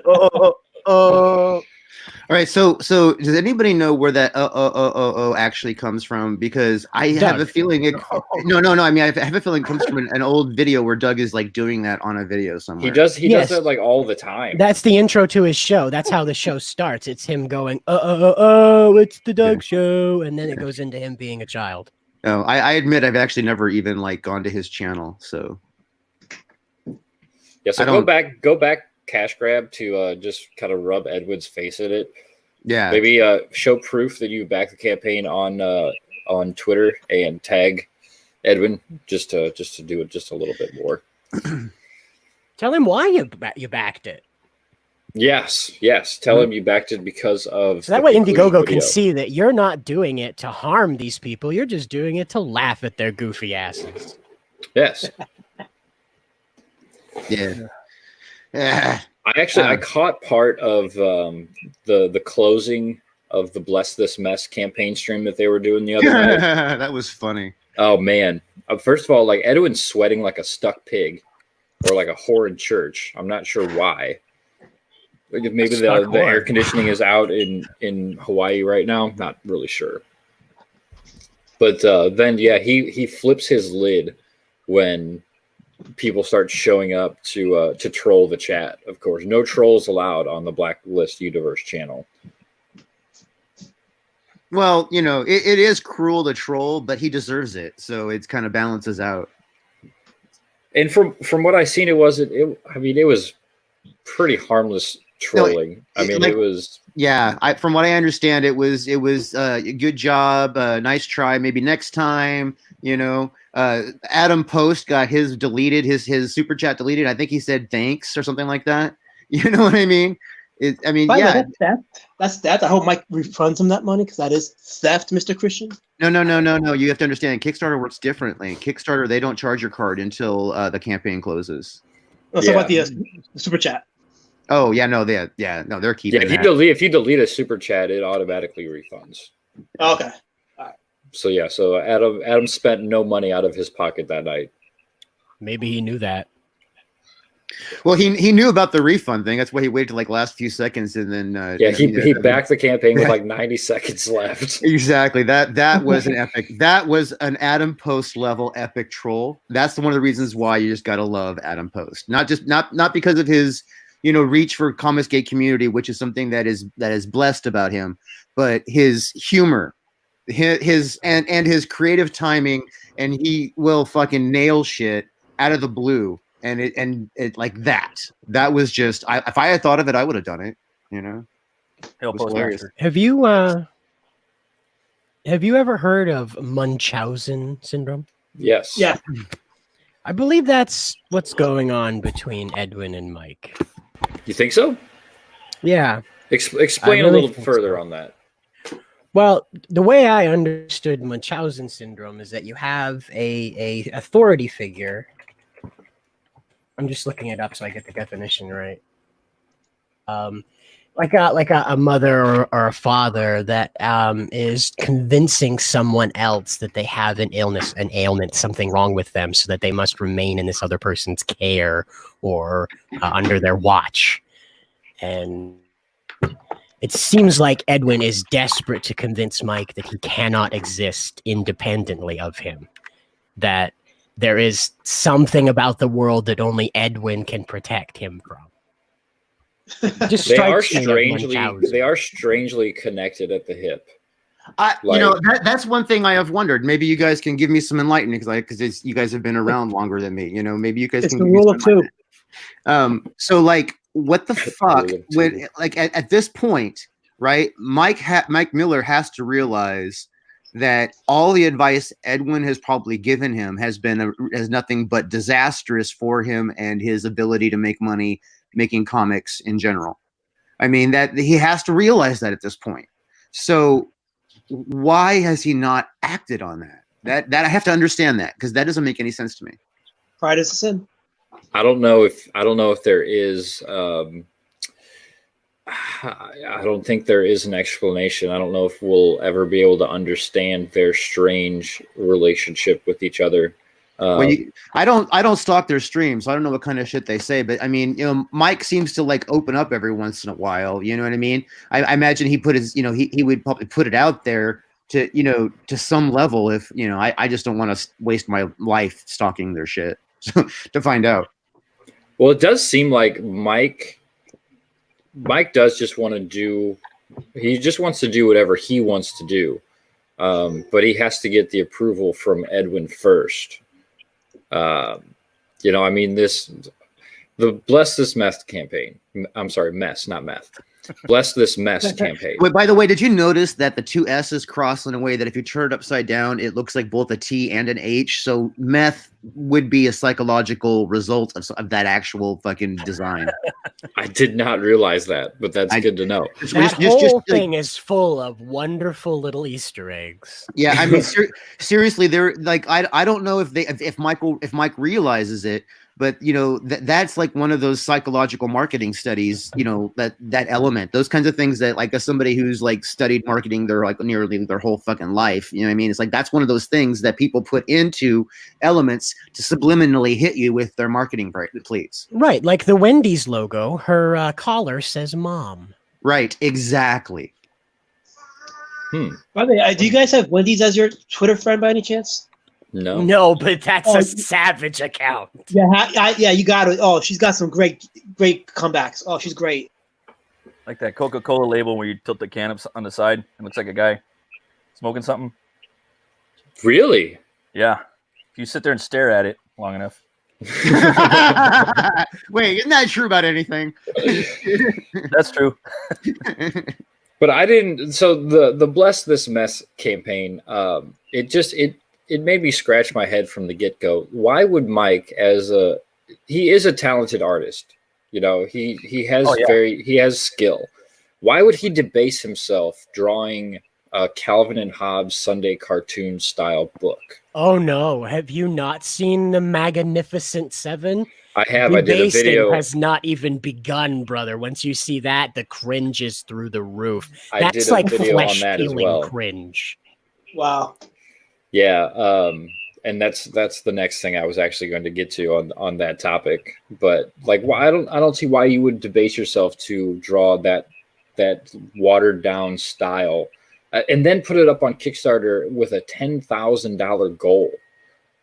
And when they didn't make the goal the other night, he made the comment, "Well, it's just $10,000. I wasn't going to get rich off of $10,000." No, but I bet you could have paid some fucking bills with that money. Would have bought a lot of pizza. Yeah, but he's just not going to draw it now. You see, this is okay. So, all right, I may be out of line saying this. So correct me, and I'm not going to like whatever. You know what I mean? But all right, so. One of the downsides to the crowdfunding model is that you have to believe somebody's going to finish the project. So you put your money into the project and you hope that it's going to close. And like say for Indiegogo, they take your money right now. Kickstarter, they'll wait until the project closes before they take the money. But Indiegogo, they take the money right now. So there's a lot of people who don't want to engage in a crowdfunding campaign at all, in any way, level, shape, on any platform. And it's because they don't know what the end result is going to be. So I have had like more than half of my book sales through Indiegogo has been after I went in demand. It's like once people like saw that I was like actually delivering books, oh yeah, okay, now we'll fucking buy a book from you. Thank you very much. Yeah. You know what I mean? And it's so it's like I can imagine that, you know, that the reason why a lot of pre, you know, like where they just have the pitch and not a finished book, a lot of those campaigns, you know, are gonna suffer. I mean, outside of Comicsgate, there are umpteen campaigns that don't even break $500. You know what I mean? I've seen a lot of campaigns out there that don't even get to the $500 level. So I mean, the fact that we do reach where we do in Comicsgate across the indie universe is actually really good. It's an indie book that makes, you know, $6,000 or, you know, or more on Indiegogo is considered a success, you know, even though that may not judge the cost in return. It may not actually be on paper a success, you know what I mean? But long term, you can continue the project and it becomes successful. But my overall point being got lost because your overall point, which is a good point, is that people are not confident that the person doing the crowdfunding will deliver, and that's a good point because that was my point. We've had Critias. We're having this situation with Lady Alchemy now. That's why when I relaunch, I want to make sure that I have a physical copy of the book to show to the backers before I relaunch, because I understand the last year and a half there's been a lot of shattered confidence in crowdfunding because of the situation that you brought up. Yeah, and not just within Comicsgate, also just in general, there's been a lot of problems. And Kickstarter is notorious that people don't fulfill because, you know, they don't. I mean, a lot of Kickstarter campaigns don't fund, you know, at all. And I think the Kickstarter model makes more sense, big picture for Kickstarter, where they don't take the money until. But the problem that you find then is that a lot of people will, you know, have a little bit of room on their card. You know what I mean? Yeah. And then wham, they're overdrawn. Right, they're overdrawn. So, and when Kickstarter hits them, and they're like, "Oh, well, no, that's a refused purchase," right? And so, like, depending on their banking situation, they may get hit for that refused purchase. You know what I mean? And then also, that money doesn't go into Kickstarter. So, And that happens, and I'm sure that happens, to some percentile of overall Kickstarter purchases, which does not happen with Indiegogo because they take the money right away, which I prefer. Oh, So you didn't warn me. Oh, So Zorro. here is Smiller's next project, the Magnificent Seven. yeah, this is a blatant ripoff of so many characters. I mean, he's looking at a lawsuit from Marvel and from DC, guaranteed, if he fucking puts this out. Because Everyone gave him shit to begin with about Lone Star because it was just pretty much like a Captain America Spider-Man ripoff. Right. Here we have Superman, we have female Thor, we have Fat Zorro, Ghost Rider in a suit and tie. We have the Phantom Stranger. Here is Sabretooth / Craven. We have the Atom / the Flash, and then Quarter Black Garrett. Yeah. For some reason, I guess he needed the diversity hire because this is the only black character, and it's the Magnificent Seven. But you have 1, 2, 3, 4, 5, 6, 7. There's 8 characters on this. 8 1/4, 7 1/4. 2, 3, 4, 5, 6. Okay, 7 1/4, 8 1/4 if you count Trump himself. Which you will, because he'll become something, I'm sure. But I have to back up there. I never paid attention to Lone Star because I just couldn't even stomach the visual of it. So I never got the story that was he bitten by a radioactive eagle? I have no idea. Wow. You mentioned the Spider-Man ripoff, and I was like, that's pretty much Spider-Man. Well, I mean, seriously, I saw that and I was like, that's not original. So Mike, I mean, all right. Again, this is, I'm not an illustrator. I wrestle with my illustrator all the time to get things a certain way. You know what I mean? So I don't know if I have a lot of clout in saying, hey, things need to be visually original. But what the fuck here? I mean, this. Okay, I thought Robbie Liefeld went too far with his fucking ripping everybody off. You know what I mean? Like just about every fucking one of his characters was a rip off of somebody from DC, Marvel, or some combination of that. Almost every character, and the only reason why it worked for him is because he threw some originality into the writing. So the writing was original, but the characters were fucking blatant visual ripoffs, and I hated it for that. I could not get into even Deadpool because of that, because it confused me. I kept getting Deadpool confused with what's his face, DC on the Deathstroke. Yeah, all the time visually, I got them confused all the time in my head. It drove me nuts. You know what I mean? And it's like that. That to me seems like, why don't actual artists, have more pride and not do this? Because this seems like, I don't even respect my own art, and I'm just going to fucking rip somebody else off. Well, I think this is just a testament as to Mike's actual creative ability, is that he has none. So he's not creative. No, Mike, in my opinion, Mike is the artist who needs that writer who has the ideas, who can actually push him in the appropriate direction. And I think that's why he has attached himself to Edwin so much, because Edwin keeps pushing him in certain directions. Now, as we've seen, they're not the right directions, but I think Mike is just that naive that he doesn't realize it. Well, the bank account's got to be showing him it's not working by now. Well, you'd think so, but I think you're giving an awful lot of credit to him here. Well, if the actual numbers, if his pride is so bad that he doesn't see fucking that he's not going to be able to feed himself, that's scary. And the problem with these kind of comics that he's doing is they don't have a lifespan. Like, they're going to go out of date very soon. Why? Like, in 5 years, no one's going to remember this kind of comic. And what if Trump doesn't win the election? This is never going to fucking go. Well, you And should that's the know other the thing. I mean- roster here is all conservative commentators plus Dean Cain. Is that right? Yes, this is. If you would like the roster, I can give them to you. If you point Please, to a character, please. I would will like tell the you who they are. official roster. I want to hear this. So Actually, I just want to hear Cider say them all. So go ahead, Cider, please. All right. So you have at the top, the Superman analog is Dean Cain as the American Avenger. I especially hate that name. Wow. So even the name is terrible. Right. I don't know the name of every last one of them, but I know who each character is in real life. El Rushbo, the Zorro analog, is, of course, Rush Limbaugh. The Ghost Rider. That explains why he's so fat. The Ghost Rider character is Tucker Carlson. I have no idea what his name is in the book. That is Tucker Carlson, which is pretty obvious, I guess. The Thor analog is, I believe, Laura Ingraham. She's tagged in this. The Phantom Stranger, the man in red in the back here, that is Jeremy Boring from the Daily Wire, which is Ben Shapiro's network.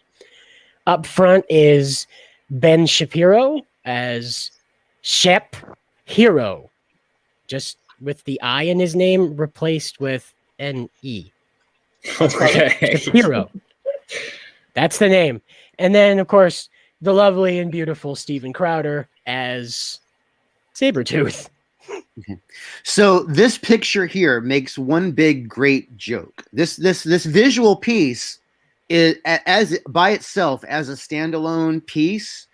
That itself is pretty. I would say it's pretty creative and cool. If this is where it stopped, but you know what I mean? Yeah. But you have to look at the subtext, though, Drew. I don't think it's so cool when you think of the subtext. You have the president commanding conservative media voices to do his bidding. All right, that's this poster right here. Well, I mean, I agree, and it's not, I mean, it is a commentary on what the real is. It's not exact, obviously, but it is a commentary on the real thing. That's what makes it kind of a little bit more funny. Okay, this actually, after hearing Cider describe who these characters are, and that the Trump is controlling them, this actually reads like an SJW parody. Well, it does, but at the same time, it's like a conservative and SJW balanced parody. You know what I mean? It's almost like both sides have something that they can latch onto and bitch about at the same time. It reminds me of the what does Chloe call us? Metal Movies and Brucey's has got to drop out. Thank you for hanging out with us this morning. It was great. Thank you. Hail Metal. It's good to see your face, Metal. Now I know what I'm looking at when I see your fucking comments in my chat. Come on again, dude. This was awesome. Yeah. Thanks for having me. It was a pleasure. I love you guys, and thanks for having me on here. I got to go out to the hunt down some groceries. And all right, good luck to you. Hey, use a spear. I hear it works. You'll run out of ammo with a spear. Thanks, guys. You guys are awesome. Hail, brother. Have a great day. You too.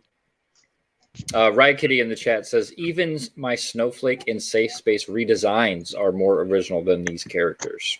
See, the thing is, Mike is not clever enough to handle this kind of parody. And the thing is, like, to me, and I speak as a conservative, it's cringy watching this because it's just as cringy as when Obama and Spider-Man teamed up. Like, to have any kind of political party or person in the cover, it still reeks of some form of propaganda, and it's not going to sell well with a broad audience. Now, I can understand, inserting a president into a comic book story because you're meeting with the president. You know what I mean, or something like that. That makes sense to me. However, it would still make more sense to me to actually not use an actual president, use a fictional one, because then you're not injecting politics into your, well, you know what's okay to do, though, Drew, is to put FDR in your comic. You can even put Reagan in your comic. Hell, Ethan put Bill Clinton in his comic. It's okay to put way past presidents who have no voice now. Exactly. You don't put one in a volatile election in a comic. Yeah, and I mean those inserts, like him using Clinton, that's because it takes place during the Clinton during the Clinton presidency. Exactly. Oh, I found the names. There's the El Rushbo, then the Thor one is the Ingrahammer, because Laura Ingraham. Then Strange Animal is supposed to be Steven Crowder. Shap Hero, of course, as I said before. And then Dr. Savage is the gentleman in red. So Quarter Black Garrett really is just Quarter Black Garrett? Mm-hmm. And it's definitely he's Ah. definitely the diversity hire there. Yep. What do you expect? He runs a soundboard for Steven Crowder. You know, come on. This is just sad. It is kind of sad. But you bring up a good point about like using current presidents. Look back at most movies out there. They use some fictional president, so it's not. So the movie becomes a little bit more timeless. Correct. Look at Independence Day. Look at Deep Correct. Impact. Yeah, I mean, there's Deep Impact, countless Air Force One. There's countless movies out there that they insert their own president to keep the fictional aspect. Even if the president character is influenced or inspired by an existing president or combination, because Independence Day is a great example. The reason why is because the president character in that was actually inspired by both HW, and by Clinton. So he was like an amalgamation of both. Because I mean, the movie came out during Clinton. You know what I mean? But yeah, he was inspired by both. Exactly. Yeah. You want to show my screen? And it's the longevity of this is nothing. It's the same thing as like the Trump Space Force books and all the Trump books that Tim Lim does. Those at least had a little bit more lifespan because he did them, a few years, a couple years ago. On top of that, brother, let's just call a spade a spade. All right. The thing about this is it is an obvious attempt to use celebrities to help you sell your product, and these celebrities don't give a fuck about you. Well, yeah, because Mike kept repeatedly tagging Dean Cain in all of these. That's his all goal. of these promos. Yeah, he's desperately trying to use the conservative media momentum, because conservative media right now kind of dominates talk radio, kind of dominates that whole thing because that's where the money is. You know what I mean? It's on that side of politics. So yeah. I was just going to ask Riot Kitty, does she mean Val Zod or the actual Obama Superman? I'm not sure because there was or she or he. I'm so sorry, Riot Kitty. I just went with the kitty part. I'm sorry. Riot Kitty is a female. Please don't take down the stream, YouTube. I'm so sorry. Riot Kitty is she is a wonderful female in Comicsgate. I remember Obama Superman, and I also do remember the black Superman that Grant Morrison did. Yeah, Val Zod. Yeah. Really which was good character. Really good character. But it was definitely he was originally developed during Final Crisis, and they morphed him though when they did the New 52, and of course Obama was president. They kind of morphed him into the Obama Superman. He wasn't supposed to be president, right? That was the one thing that they added, right? I believe so. Yeah. I just want to note the reason why I wanted to show the screen was because everyone should pay attention that Ben Shapiro has a super yarmulke. Oh my God. His super suit literally has a yarmulke built into it. This is so cringy. It hurts. It hurts, Adam. It hurts. It does. You can tell that he used to draw Superman, and that he used to draw the Flash and Atom, and that he used to draw some animal character, and that he used to draw Ghost Rider for all the companies he used to work for. You can tell. You can tell he didn't draw Thor because he doesn't know what to do with this hammer. The perspective is all wrong with this hammer. Well, here's the thing, right? So DC will sue him for this if they see it, because first of all, the Superman look and color scheme, right, and stylings, even though it's not an S, that is owned. Yeah, that is copyright controlled and refreshed on the regular. Superman, and you know that it's like Shazam wasn't always a DC product, right? Shazam used to exist as Captain Marvel on another platform and not Marvel. I can't remember the name of the comics name right now, but what happened is DC bought the Shazam character up later, but they sued the Shazam character for copyright infringements on the Superman character, and they were nowhere near each other, just the similar powers, right? And totally caved the Shazam business, caved it. I mean, they struggled for a while, then that company went out. Fawcett Comics. Yes, that's why it's Fawcett City. I was trying to that's think why he's how it from was Fawcett related. City. Yeah. Yeah. But that's he will always be my Captain Marvel. Yeah, He will always and forever be my Captain Marvel. He is, and the thing is, and when Marvel came out with a Captain Marvel, it wasn't Captain Marvel, it was Marvel. And then then they never actually called him Captain Marvel. He was just Marvel, and then they, the captain and that kind of stuff, and he's like, oh, he's a Marvel, you know what I mean? But they never actually Captain Marvel, not until like later on when the character got his own book, you know what I mean? Because they didn't start him out as his own book; he came in as a side character. Brian Kitty says Final Crisis. That's the one. Yeah, he first appeared in Final Crisis, but then he got a cameo issue in Grant Morrison's Superman Action Comics run in the New 52, where they actually show him as he's actually the president. And then I think they go into a little bit more detail in the Multiversity. Yes, he series. and Power Girl get married, I believe, at the end of that one. Yeah. Adam, I don't know what happened, but I think it's because I fucking liked one of your comments or something. All of a sudden, I'm getting all these fucking these fake internet fucking thought accounts. They're all trying to friend me. What on Twitter? Twitter? Yeah, all these little fake accounts that they're obvious links to dating sites or porn sites or something with they just post pictures of hot chicks like crazy all day long. I've gotten 5 friend requests in Why is that my fault? Because I can't think of who else's fault it could be. Well, Adam, you're the source of all thoughterry. Yeah, you're like a thought magnet. Hey, we got the real Steve Dice hanging out with us. Hail, brother. What's up, we got Steve? Skits Comic. What's up, Skits? Oh, hey, Skits. We're just bullshitting at this point. Yeah, we're just fucking cuffing. Yes, I realized that myself. The live feed is hidden from me. YouTube sucks. Yeah, they're pissed at me. I tweeted the link earlier. Hold on, let's be real. YouTube's not doing this on purpose at all. Okay. I have friends that work in the tech department of YouTube, and this is nothing more than a bug that they haven't been able to address because they're low staffed because they're in California and California's on lockdown. It's really that's all that's going on right there. I feel like that's just a bullshit excuse. What's up, Scott? I got that from a guy that wouldn't bullshit me. You know what I mean? So okay, yeah.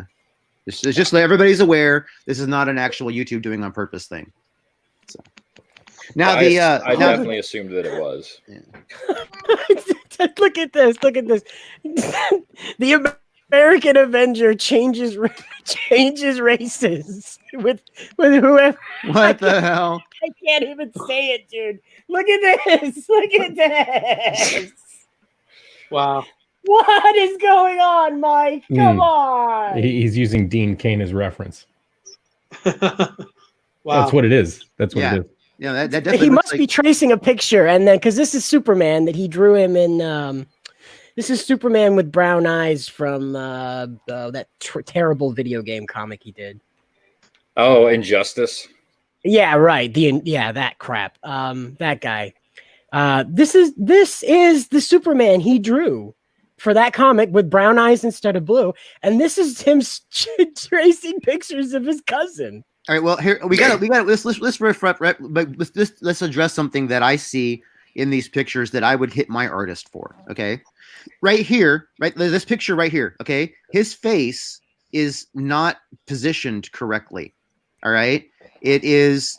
I understand that he has it at a slight angle. He's trying to have it angled, but it looks like it's angled and then lifted off of his fucking head a little bit, like as if it protrudes. His face protrudes as if it's a mask. You know what I mean? Oh, it does. You're right. Yeah, and then go back and look at the other one, which is done correctly, and then flip back and forth, and you could see how that one's done correctly, the same angle done right. That looks like Mike. That's funny. But you see what I'm saying about the face on the other one? It actually looks like a fucking like alien mask positioned on the and yeah. So yeah, maybe he can draw, but I don't know how awesome of an artist he is. The fuck is with the colors, man? Like he can't decide if he wants to like cell shade or use grads or what. Look at the ear behind him. It's fucking terrible. Yeah, it's I don't know if he colored these himself or if he hired two different colorists because it looks like it because this guy's he's turned into the Hulk over here. Well, that reflected light. I mean, that's fine, but that actually doesn't look too bad. I mean, the grad look clean. It's definitely not the same colorist doing those two. Oh, for sure not. No, but you're right. You got on the ear behind him. He's got grads, and then he's got cell shading on the character in the forefront. Yeah, it looks like they didn't finish the coloring on this one. Like I'm fine with making a hybrid style and using a couple different techniques, but that ear is just it's okay. That is really that ear is that is just ridiculous. That is like really amateurish coloring. You're trying to get the highlights, but you did it in a really fucking lazy way, so it looks like you slopped paint on with a bucket. Yeah. Open airbrushing is the quickest way to reveal yourself as an amateur. That's for sure.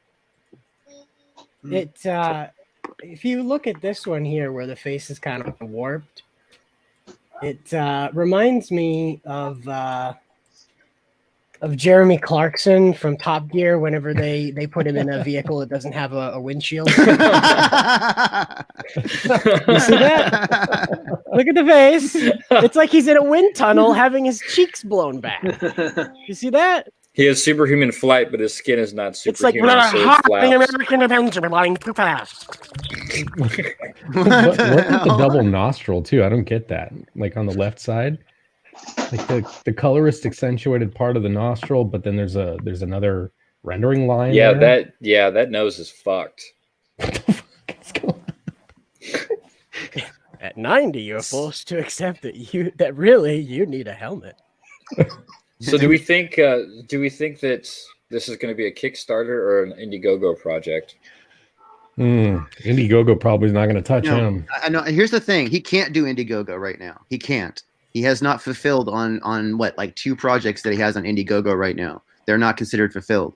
So he has to go to Kickstarter. This is not going to last. They're going to kick him off of Kickstarter for this. No, Kickstarter. He probably tried to submit it to Kickstarter and they said no. Do you think the guy that does the Comicsgate songs will do a cease and desist song for Mike? Probably. So sad, dude. Speaking of that, have you played the music from what's his face, the one that has the Frank Sinatra? That's Mike. Come on. Oh God. Where's that at? I believe you can play it without fear of copyright. Yes, you can. You totally can, because he's not going to come after you for promoting him. Look at the face on that. Like, I actually like the color on this guy a lot. Just the fucking figure is retarded. Yeah, the figure is terrible. He's got like his face is so fat that it's coming out of the helmet.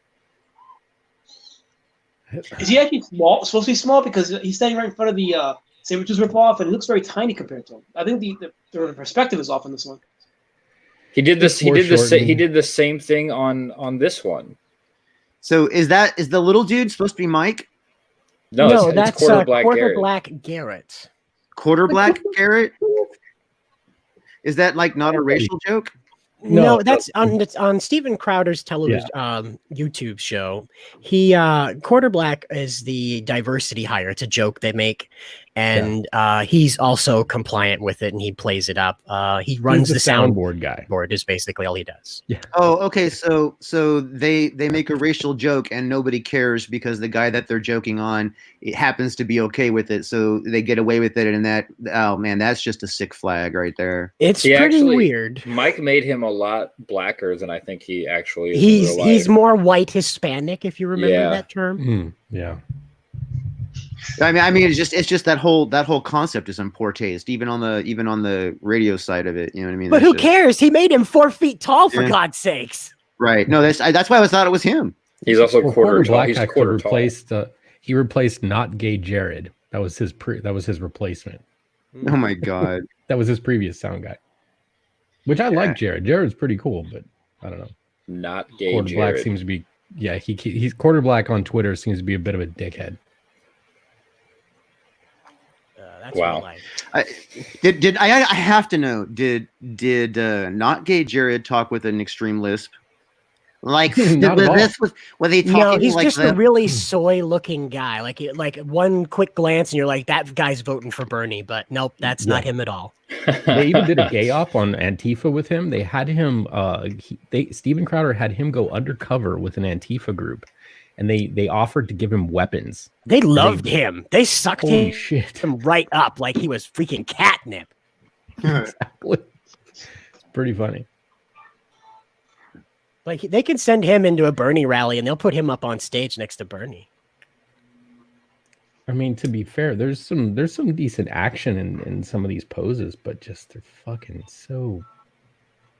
It's cringe beyond belief. Yeah. I mean, it is.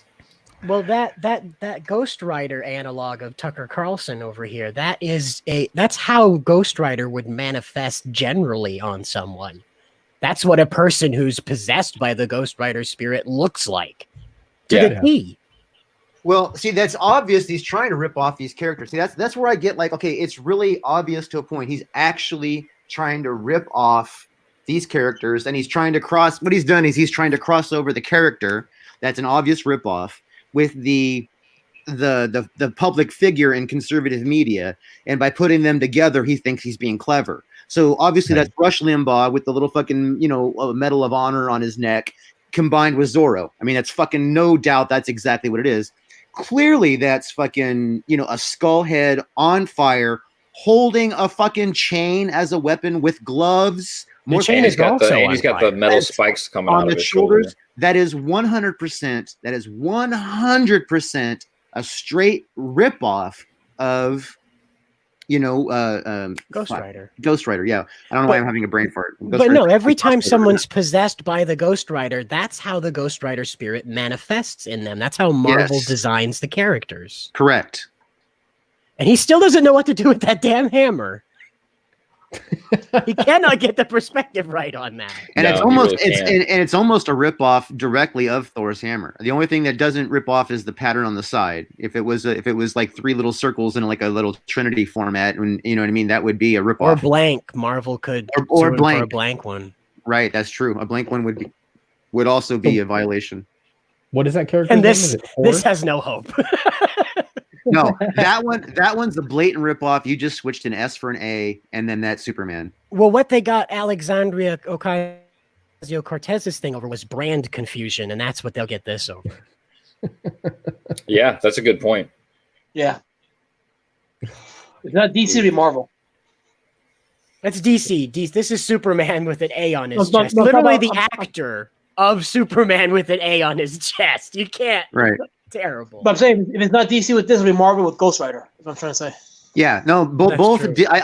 I'm thinking Marvel might hit them first because they got more lawyers. So Well, there's more Marvel characters here too because Steven Crowder is fucking Sabretooth. Let's not beat around the bush. No, you can't. That is Sabretooth mixed with Kraven. So that's two Is Marvel it characters. even mixed? I mean, he's just got the fur things from Kraven. That's it. Kraven's got like the necklace too.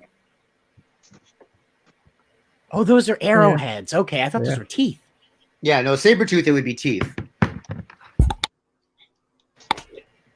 Yeah, this is one you're right, that's of right, many the arrow. bad business moves from old Smiller. But you know what's a great business move? Backing Blood Hunt in its final hours as it's about to close soon. Yes, we were down to just let's see, I don't even know what today is. Today's the Today's 23rd. Monday. There's like 7 days left. Exactly. So now's the time to get your copy of Blood Hunt. Simon continues to add pages to the chagrin of his editor. Yes. So and to this his book is right- going to be way more than what it was advertised as. It's going to be a total slam dunk for you, the backer. And I get killed in the book now, and that was an interesting surprise.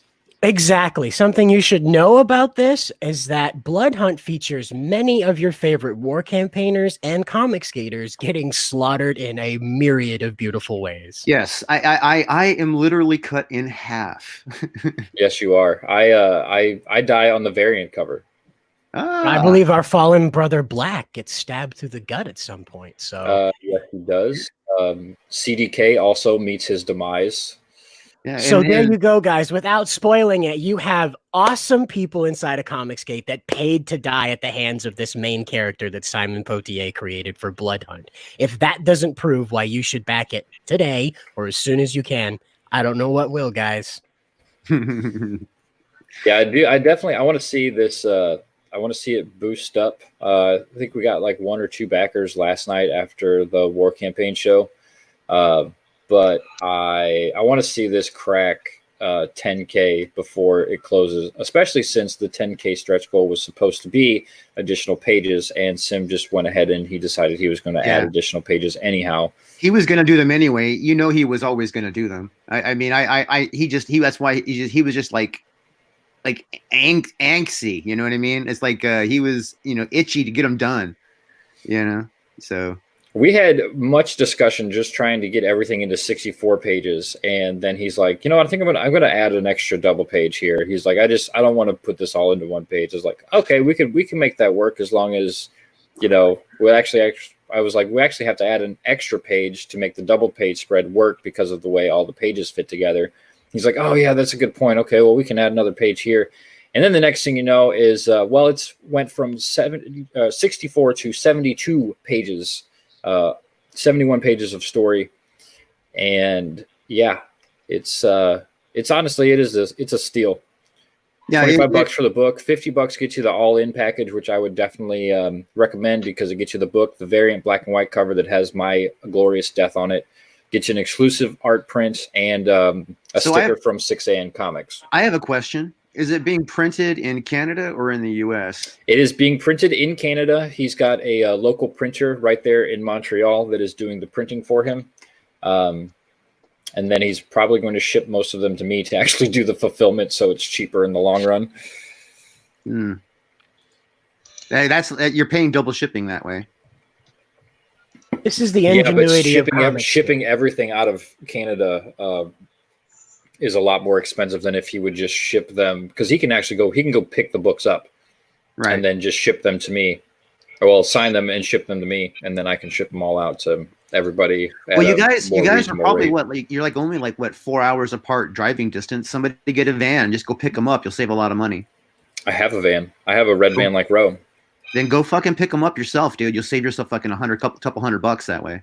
We talked about that. That was actually the original $10,000 stretch goal, was that me and Tinfoil Hat Nick were going to load up in a van and go get these books.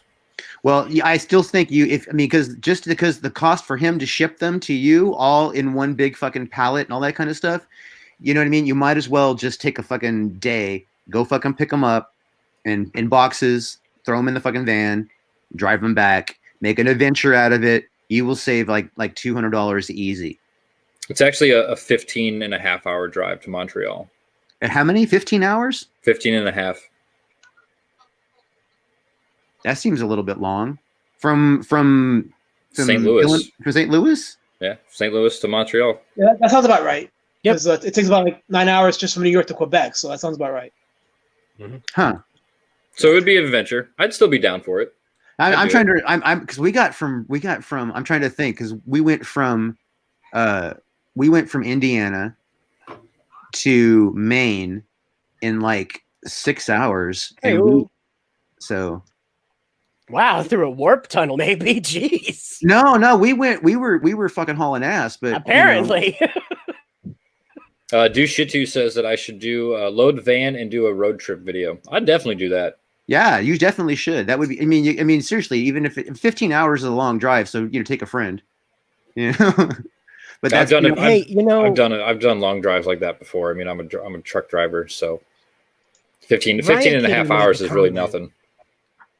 I just wanted to bring up that Riot Kitty made the comment that she's seen existing fan art of existing characters much more original than what we saw on the Magnificent Mega Seven. But that reminds me, because our beautiful Scotsman here down at the, unfortunately, the very bottom of your screen is now lording over us his green screen skills, advertising one of the best designed superheroes in Comicsgate right now, and that is Esper of the Xenotype book. Now, Scotsman, what is your role inside of this project again? I'm the colorist. So he makes it even prettier than all over the black and white. It already is. Yeah. He has the hardest job out of all of the people involved in this project. I would agree, because a colorist can take a beautiful drawing and turn what would be a beautiful drawing into something that looks like it's living. So, and so kudos to the colorist in every project. Scroll way down, way down. There's some side-by-sides that Liam has put up. These are the early pages. Some of the first pages that I colored. Odie was still kind of getting settled in. Yeah. Yeah. Dude, oh my God, man. Yes, this is, you did the impossible. Wait, stop, go down. Being able to color Odie's style. This is right gorgeous. There. That's what I'm talking about. Like, okay, if you look just on the right, okay, that's a beautiful artwork. Beautiful artwork. You look on the left, that beautiful artwork just came to life. Total slam dunk, man. Gorgeous. Wow. I know it sounds like, holy crap, man. I purposely have waited. I haven't gone to take a look at the updated campaign page just so I could do this live, because damn it, man, you have a calling for coloring manga. They say you shouldn't do it, but man, you are like you turn that trend right on its head, dude. Congratulations for knocking this way to hell out of the park. Wow. High praise. Thank you, sir. This page, they don't call him the hype train for nothing. This page, though, you see, we've got Narwhal, right? And Narwhal does like a snapshot of an action scene, right? It's kind of a loose snapshot. Odie's style is traditional manga, but through your coloring, Scott, you have made this look like frame by frame, isolated anime, just snapshotted out and arranged into a manga. This gorgeous work, dude. Absolutely gorgeous. Thank you. I have to take that one step further, because this is better coloring than you'd get in an anime, just so you know. Exactly. Yeah. Be prepared, man. Madhouse maybe hitting you up, dude. All the way to the bottom, there's a really bloody scene. Well, a little too far. Yes, this one. Too far to the bottom. So that's basically a scene of about 12 to 15 people dying all in one swoop there. Balvor, this character, who's a manticore style character, he's a lion and a scorpion and a hominid. He lunges at these cops, spins around, and his tail is covered with this chitinous armor, and it's got a scorpion stinger at the end of it, and he's swinging it and dragging it through all of them while he's swiping his claws open and just decapitating and tearing bodies in half. It's beautiful. I spent about 12 hours on this page, and about 6 of them were drawing blood over the inks. Damn. Fucking phenomenal, dude. So when you back Xenotype, and in the color formation, and especially, you are getting not just the plain old put it together colors, you're getting probably the most detailed color job in Comicsgate right now. It's true. True story. So and this is a knock on me, and I'll say that because I spend extra time coloring things I know won't print. It's because I don't know what the end goal, what all the avenues this is going to go. If it eventually goes digital, I want, which Liam has said no for now, but maybe if you eventually get to see the art up close, you can zoom in really far and see cuts and grads and over ink work that is so fine that it won't print. But I'm just enjoying coloring the work so much that I just get lost and I color the same page for hours. So I believe Liam said he was gonna use Mixum for this, and Mixum, if you guys have gotten to the level of at least Lithio. Lithio will print up to something like 5200 DPI. So yeah, those details get captured because anything that you could have in a digital file right? Would by the time you blow it up, it would be like the digitals that go out. Like I said, you had like Comixology or whatever. Right. Those files would be not high resolution. You know what I mean? So like when you blew those up, you would lose the detail you're talking about. You know what I mean? Mhm. Offset printing doesn't usually capture at a normal LPI. It won't capture all the fine details. The Right, color halftones right. just it's Yes, locked. you're talking about at 300 DPI, and the regular color off tones. You're correct, but and color, yeah, you're right on color. But the thing is, the naked eye doesn't digest most of that anyway. You know what I mean? Right. So, but you're still 52 DPI, a 4-color base. All if you actually do true 4-color printing, you got to go somebody who does a good CMYK, and you have that all set properly. You will have virtually lossless visual. You know what I mean? But obviously, there's a difference between what you see on your monitor at a high resolution, high definition that you can almost do endless, blowing up. But as far as what the naked eye will see, to my understanding, if you guys go this year, you'll get it. So wow, just look at the. I mean, it's terrible what's happening to the hero here, but just look at the blood splatter. You can, my God, it feels like you can touch it. Yeah. Bravo, yeah, it definitely feels man. like it's the coming off reflection the of his page. highlights. Look at Adam. Look at that. You can see the reflection of the lights in Esper's eye against the blood splatter. My God, Scotsman. Bravo, man. Thank you. Just this is black and white.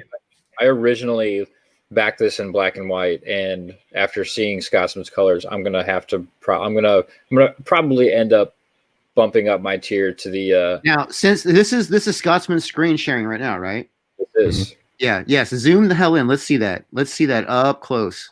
Holy crap. Yeah, Odie does. We need to bear in mind too. This is YouTube's output through the StreamYard output. Right. So what you're seeing is even a fraction of the detail that's still available to be seen in the actual print. Right, because this is compressed. This is compressed video. Right. Look at that. I was amazing. I didn't see Odie's artwork up so close. Can you zoom in again? Zoom in really close. Yeah, that is traditional manga. He's using a dot brush for shading. That's interesting. Right. Yeah. So that's the thing. He uses a lot of screen tones. So I had to develop a coloring style that would allow the color to show through without really squelching what his art looks like. So I use a series of over ink color holds, and these holds Liam is he's got plans beyond the print. He wants to maybe this will become an actual animated manga, you know what I mean? An anime. So I wanted to color it to look like it's already animated. So if you look at the background here, you look at the ground, it's basically what I'm simulating is the character sitting on top of a scene, and it's raining out. So water's pooling up on the ground. So you're getting a really strong reflection of light into your eyes, into the camera lens. So the characters are sitting on this really bright, but yet really rainy day, and they're fighting out in the open. But I'm not adding any environmental reflections or too many. I'm not adding too much distortion so that the characters still kind of look. I want them to feel animated. So, and that's kind of the style I'm going for. That water looks beautiful, man. Well done, sir. It looks alive. It does. It looks good. All right, we're going to have to wrap it up here. I'm going to have to get going. But first, I did want to give Drew a chance to pimp his amazing project that he's got going right now, because book 2 is about to drop soon, right? Yeah. Actually, this coming Sunday, we're going to have our launch party for book 2. And then that'll be, well, first let's just, for anybody who hasn't been caught up, Captain Love is a space trucker and former war hero. He is accompanied by a rogue artificial intelligence who lives inside his head, and basically they go on adventures to do multiple things that better the solar system, whether it be save people's ass or save their own ass or keep shit from going wrong. And his adventures are just beginning. This book here is basically the backstory. It is the premise that tells you who Captain Love is. So like if you start in one of the other books, you're going to wonder what the fuck is the backstory in all this. I mean, it won't ruin the story if you don't know. but this is the story you need to know. So you can learn the legend, you can see the story that goes with Captain Love, how he met Spade, how he became the hero of the cleansing, and the legend behind why he lives forever, or may live forever, or may not. You don't know. And you are essentially one featured perk away from cracking that 7K mark. And Yeah. I would definitely love to see you get there. It would be nice, you know. I mean, I've been creeping with the shutdown. I have had less sales. You know what I mean? I think people are scared to spend a little bit right now because of the unknown factor. Which I just wanted to tell everybody. Here the as far as unknowns, this book is done. I will deliver. My chapter 1 is done. All right. I'm actually still tweaking the lettering a little bit. You know what I mean? Because I'm changing a little bit here and there because I do the lettering and I'm also wrote it. So it's my prerogative to do that. But chapter 1 is done. It is colored, it is finished. My illustrator right now is wrapping up they're working on the last part of chapter 2. So even like chapter 2 will be done probably by the time we finish the campaign for chapter 1. So I just want you to understand that we're doing this thing in chapters because I feel like I can afford it because I'm not a big huge name like Ethan Van Sciver. I don't have 65,000 followers. I don't have the ability to have to wave a wand and make a bunch of people buy my book, right? So I got to sell the book on my personality and my merit and as much noise as I can make.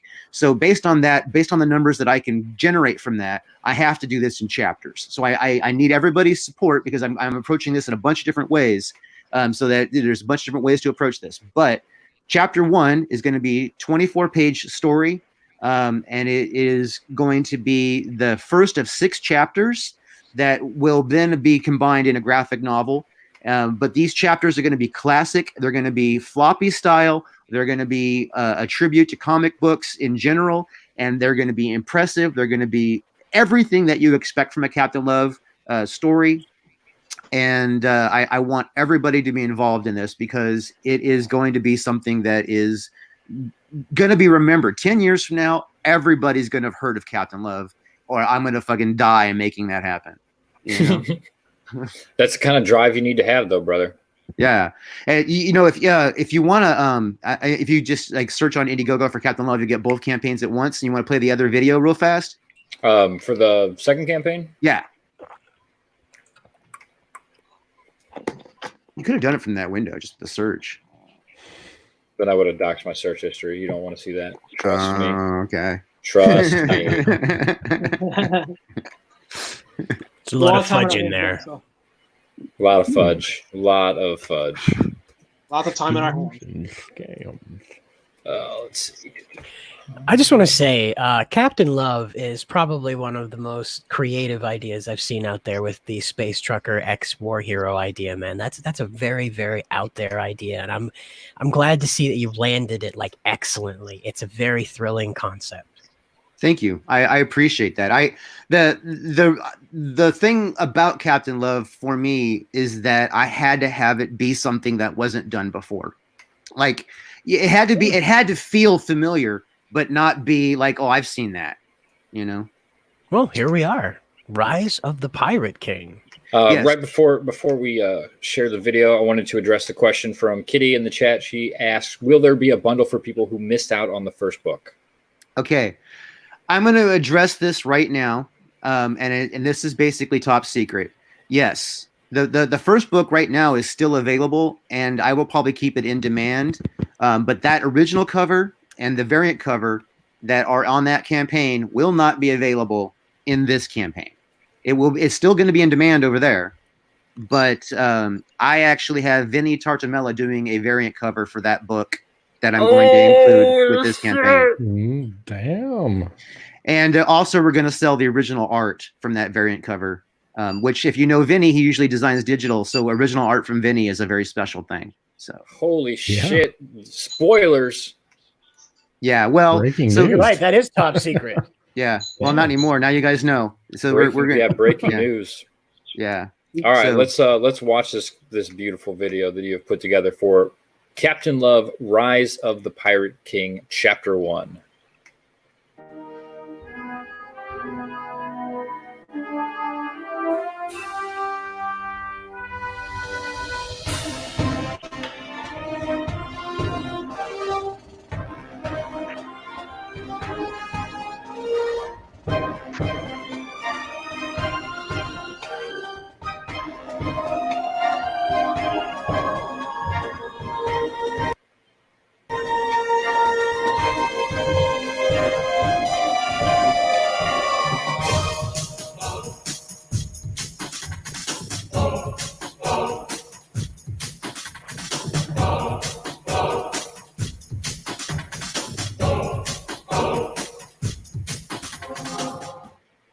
Oh, hell yeah, brother.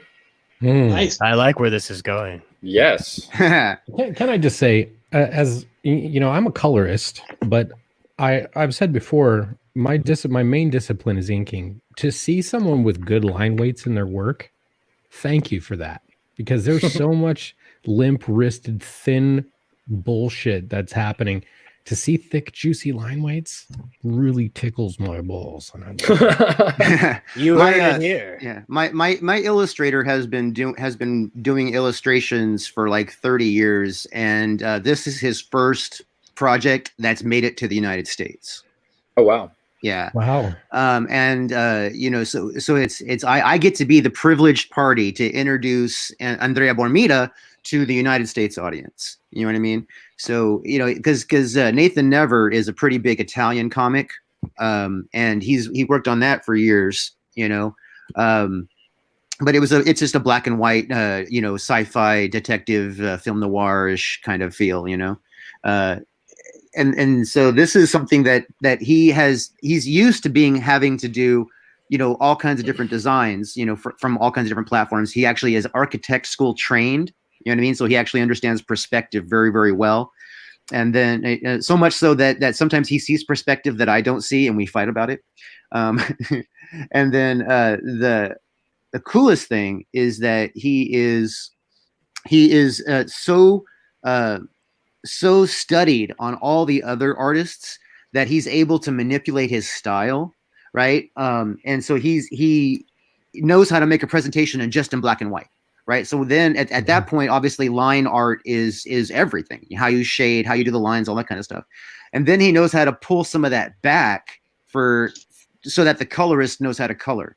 It is. I mean, I have built a team that I'm really happy with, and you know, I can't wait to, you know, finally make enough money to where I can start a second project. You know what I mean?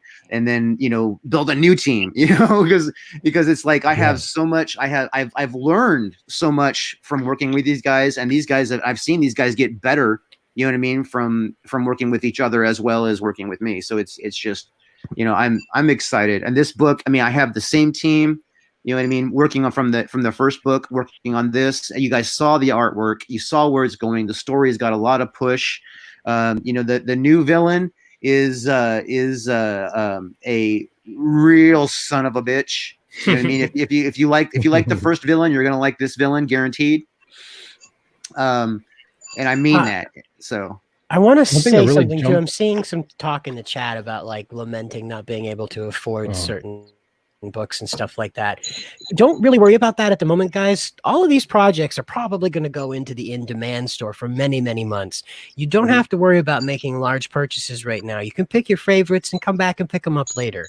Yeah. We should always remember that these projects are going to be successful, not just because they're Comicsgate, but because they're excellent books that live up to Comicsgate's standards. And let me address something about that. All right, I might be a little bit unique as far as pricing department, as far as across Comicsgate, because I set my book price based on what the retail market would be, and then I adjust for extras and shipping on the perks. So you're gonna get the value that you pay for. You're not paying extra for a book. You're getting you know, you're getting a good market price when you get Captain Love. That's so it's worth it. So like if you went to the comic book store and you spent, you know, like, you know, $10-15 on a graphic novel, you know, you're going to get what you would expect for 10 or $15. Same story with Captain Love. You're going to get what you pay for. I guarantee it. And just like that, we've arrived at Comicsgate. And just something that jumped out at me as the video was playing, there's no slouch in this art. Like the tech looks great.